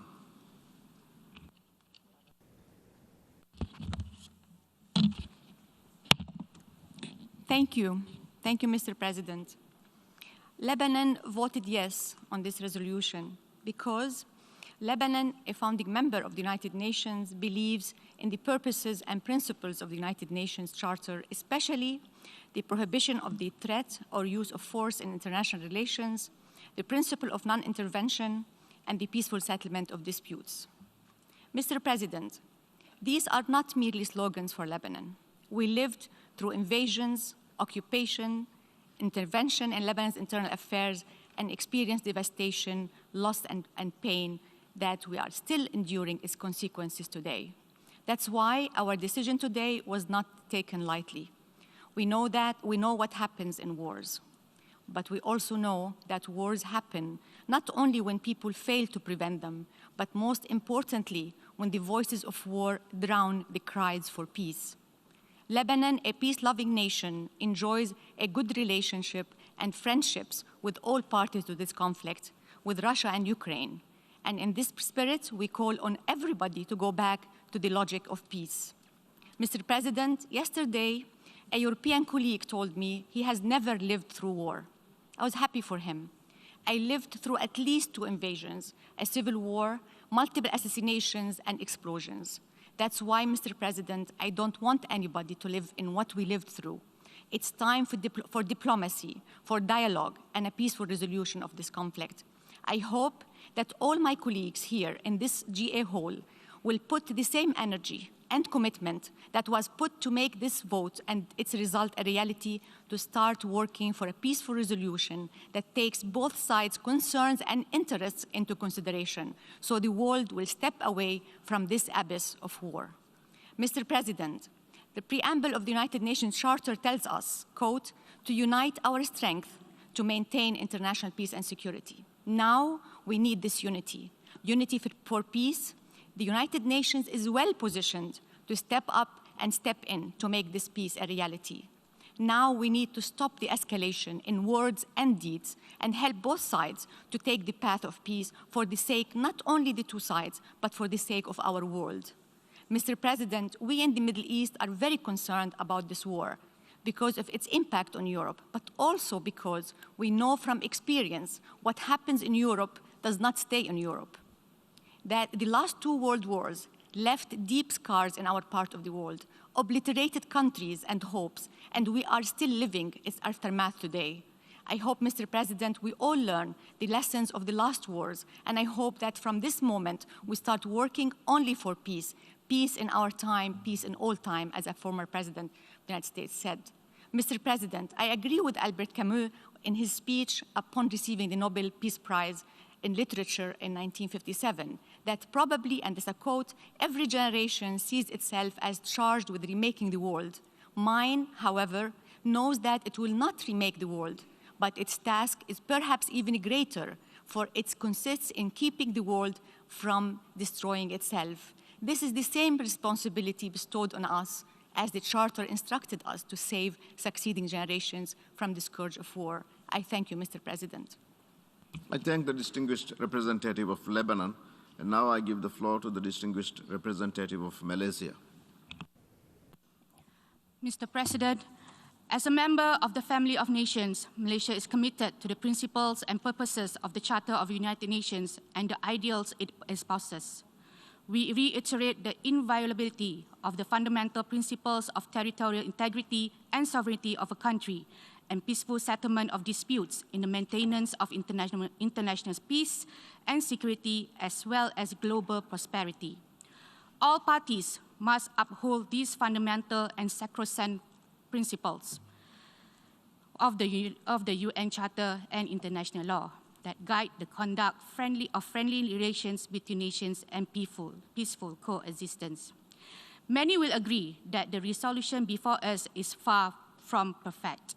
While my delegation continues to have concerns with some of the language contained in the resolution, Malaysia voted in favor of it as a matter of principle and out of our strong conviction of the aforementioned principles. Mr. President, Malaysia values its strong and close relation with Ukraine and Russia.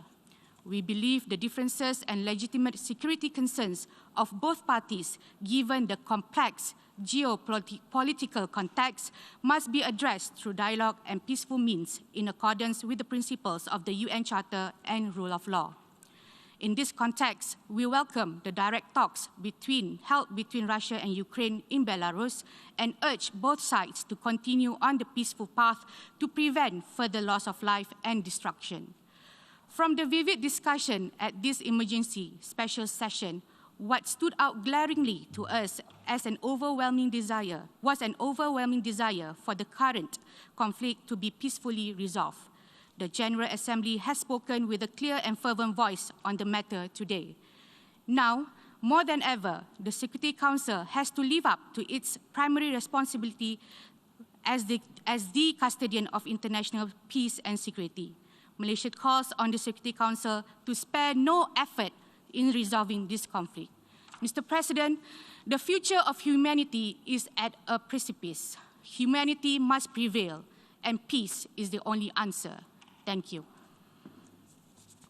I thank the distinguished representative of Malaysia. Now I give the floor to the distinguished representative of Nepal.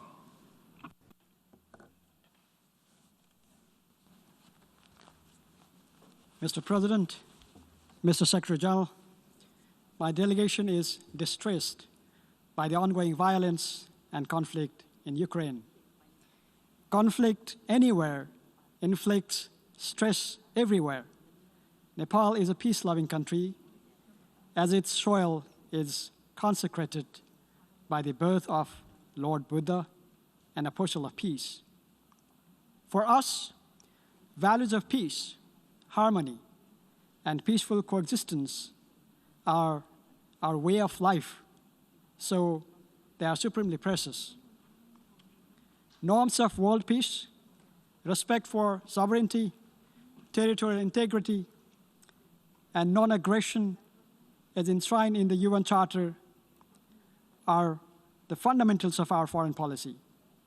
The use of force against Ukraine goes contrary to these values and principles.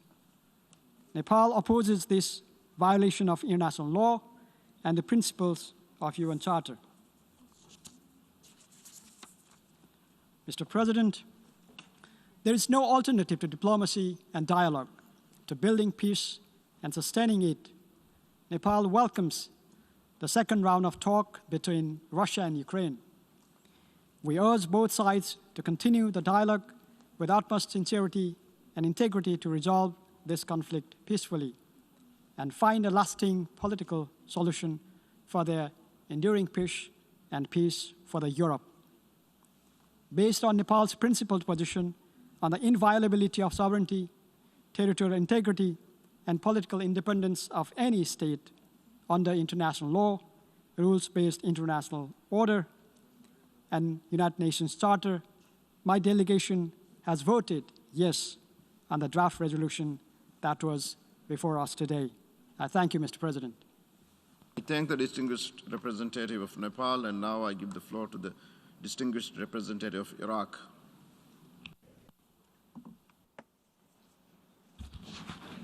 شكرا سيد الرئيس. Thank you, Mr. President. طلبنا المشاركة في إبداء تعليل إعلان التصويت We have بعد التصويت. requested the floor to justify our vote. صوت العراق بالامتناع على القرار المعتمد أمامنا هذا اليوم in this vote والمرقم on resolution A/ES-11/L1. يأسف العراق لتدهور Iraq الأوضاع regrets والتوتر the الحاصل deterioration of the situation بين and the الاتحاد escalating الروسي tensions وأوكرانيا. between the Russian Federation and ويدعو جميع Ukraine. الأطراف And إلى Iraq حل calls الأزمة upon all parties to settle this تغليب لغة conflict الحوار by giving priority to الوسائل dialogue and الدبلوماسية. through the diplomatic means. والركون إلى طاولة المفاوضات And we invite them to go back to negotiations in order to solve their concerns and in order to safeguard international peace and security وعدم تعريض الدول إلى أزمات اقتصادية وأمنية threaten the world with economic and political crises resulting from this situation.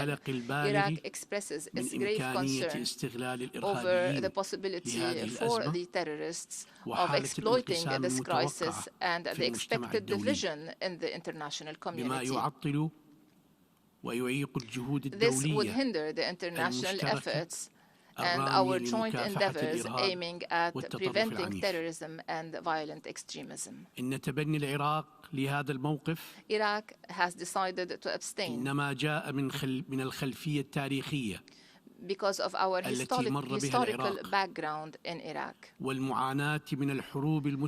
and because of our sufferings resulting from the continuing wars against our peoples. Iraq, and in principle, does not support wars as a settlement mechanism. And we reiterate that all conflicts should be settled peacefully in order to safeguard the lives of civilians. Iraq calls upon all parties to uphold the UN Charter and international law and emphasizes the necessity of safeguarding the security and safety of the international staff and the humanitarian workers. And thank you. I thank the distinguished representative of Iraq, and now I give the floor to the distinguished representative of Jordan.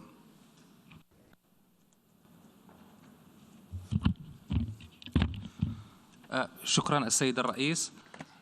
لقد صوت الأردن لصالح مشروع القرار الذي تم اعتماده الآن تأكيداً على سيادة الدول وسلامتها الإقليمية واستقلالها السياسي وعلى محورية تحريم استخدام القوة في العلاقات الدولية وبما يخالف أحكام القانون الدولي وميثاق الأمم المتحدة. يأمل الأردن أن يتم العمل على نزع فتيل النزاع والوصول إلى calming tensions in order to reach a peaceful settlement of this conflict, and that both parties will sit together on the negotiation table in order to reach such a peaceful settlement. We also hope that international efforts will be intensified on both the political and diplomatic levels to assist the parties to end this crisis, and in order to avoid the dire consequences that have risen and could arise out of this conflict. And we would like to reiterate that all parties, and I insist all parties, should respect the international humanitarian law, human rights, and the international refuge law without any discrimination. To conclude, Jordan would like to remind of the necessity of respecting the international law provisions and the UN Charter, whereas force should not be used against other countries and peoples, and should not be used against the right to self-determination, and that a single standard should be implemented regardless of the region concerned and without any discrimination in implementing international criteria and standards. And we hope that this would lead to an effective dialogue inside the organization in order to implement this approach and to assess the current approach and to reach our common goal. Thank you, Mr. President. I thank the distinguished representative of Jordan. We have heard the last speaker in explanations of vote after the vote. We will now hear statements after the adoption of the resolution. And now I give the floor to the distinguished representative of the European Union. Mr. President, Mr. Secretary General, dear colleagues, last week the UN Security Council was prevented to act against Russia's unprovoked and unjustified military aggression on Ukraine because of one isolated vote, that of the Russian Federation. Immediately after that, we initiated of the world that this body of the world can all speak up, lives up to its responsibility. Over the past few days, the European Union has worked hand in hand with Ukraine and countries from all parts of the world to prepare the resolution just adopted. We thank all countries that have supported it. The decision is clear. The world has spoken. The Russian government must immediately stop the aggression, withdraw its troops, and abide by the rules of the UN Charter that applies to all equally. Over the past days, the brutality of Russia's invasion, with the complicity of Belarus, has reached unimaginable levels, with indiscriminate attacks against Ukrainian cities causing death and destruction among civilians in complete disregard of international law. Distinguished colleagues and friends, this is not just about Ukraine. This is not just about Europe. This is about defending an international order, rules we have all signed up to. The sovereign equality of all states, large and small. This is about whether we choose tanks and missiles or dialogue and diplomacy. It clearly shows Russia's isolation from the rest of the international community. By voting overwhelmingly in favor of the resolution, we have chosen to defend peace where Russia has chosen brutal aggression. We have chosen to defend this organization and its charter where Russia has violated the fundamentals of both. Russia stands increasingly alone. The European Union and the world stand with the Ukrainian people. Thank you very much.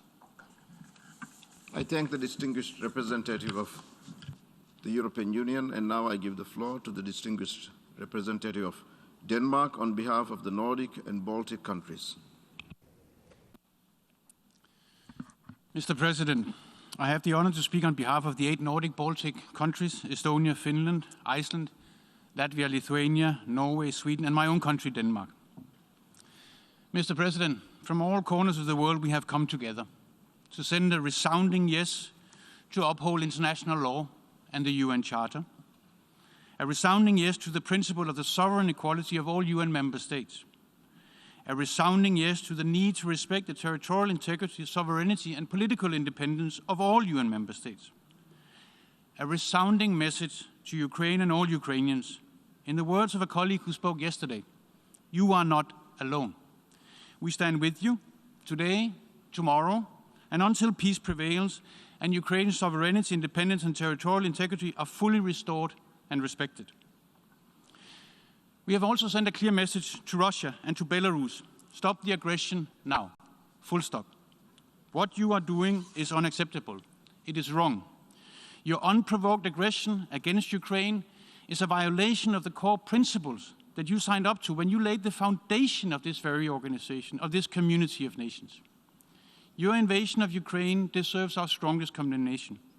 You will be held accountable, and every legal avenue available must and will be used to hold the aggressor to account. You must stop the war immediately. You must return your troops to Russia. You must return to the path of peace, of genuine dialogue. It is not too late to stop. It is not too late to reverse the course. It is not too late for you to return to this community where we believe, with all our faults and imperfections, in the principle of the sovereign equality of all. Mr. President, we are deeply concerned by the grave unfolding humanitarian crisis. We demand that all parties fully comply with their obligations under international humanitarian law and human rights law, protect civilians and critical civilian infrastructure, and ensure the safe, rapid, and unhindered humanitarian access and passage. Humanitarian and medical personnel, as well as hospitals and other medical facilities, must be protected. Mr. President, thousands of civilians have been killed, more have been injured, and close to 1 million innocent civilians have been forced to flee across borders. Even more have been internally displaced inside Ukraine.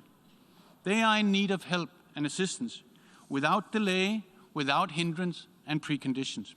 And we take this opportunity to salute and express our deepest respect, appreciation, and admiration for the generous assistance and protection that Ukraine's neighbors have shown to all those fleeing the conflict, men, women, and children from all corners of the world.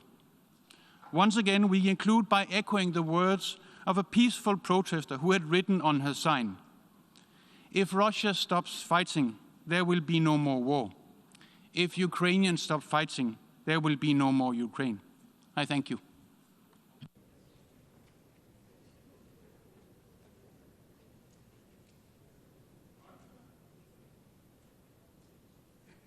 I thank the distinguished representative of Denmark.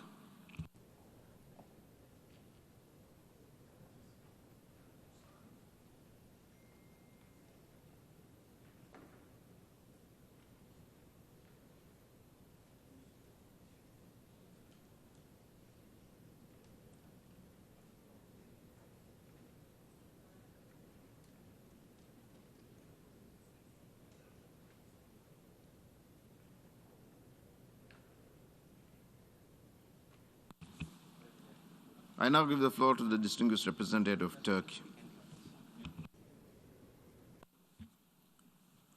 Thank you, Mr. President. We thank you for convening this historic emergency special session of the General Assembly, a session that was called because the Security Council failed once again to fulfill its primary responsibility. A session that was convened due to the unjustified, illegal, and illegitimate act of aggression against a founding member of the United Nations by a permanent member of the very organ entrusted by the entire membership with preserving peace and security. A session that was held as a result of the use of veto power by the very member that's perpetrating the aggression. Mr. President, we are obliged to reiterate Russia's ongoing military offensive against Ukraine blatantly violates the fundamental rules of international law and the principles on which this august organization was founded. Rules and principles that aim to prevent wars and protect mankind from disastrous consequences. Consequences that we are unfortunately witnessing in and around Ukraine due to Russia's attacks. The international community could not have been as spectators to such an act of aggression. I am proud that as of today, it is not. With today's resolution, the United Nations emphasizes loud and clear that it stands against egregious violations of the independence, sovereignty, territorial integrity, and political unity of fellow member states.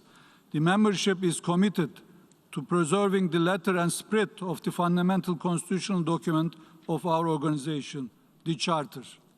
By adopting this resolution, the most democratic institution of the multilateral system, denounces in the strongest possible terms Russia's aggression against Ukraine.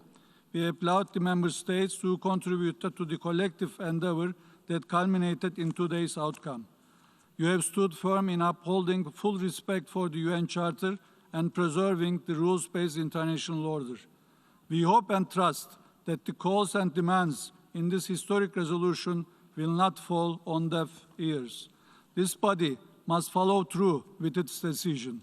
Once again, we call on Russia to hear the demands of the global community and heed its own people's pleas to stop its military operations, withdraw all its forces from Ukraine, reverse its decision regarding the areas of Donetsk and Luhansk regions of Ukraine and its annexation of Crimea, and return to diplomacy and dialogue without delay.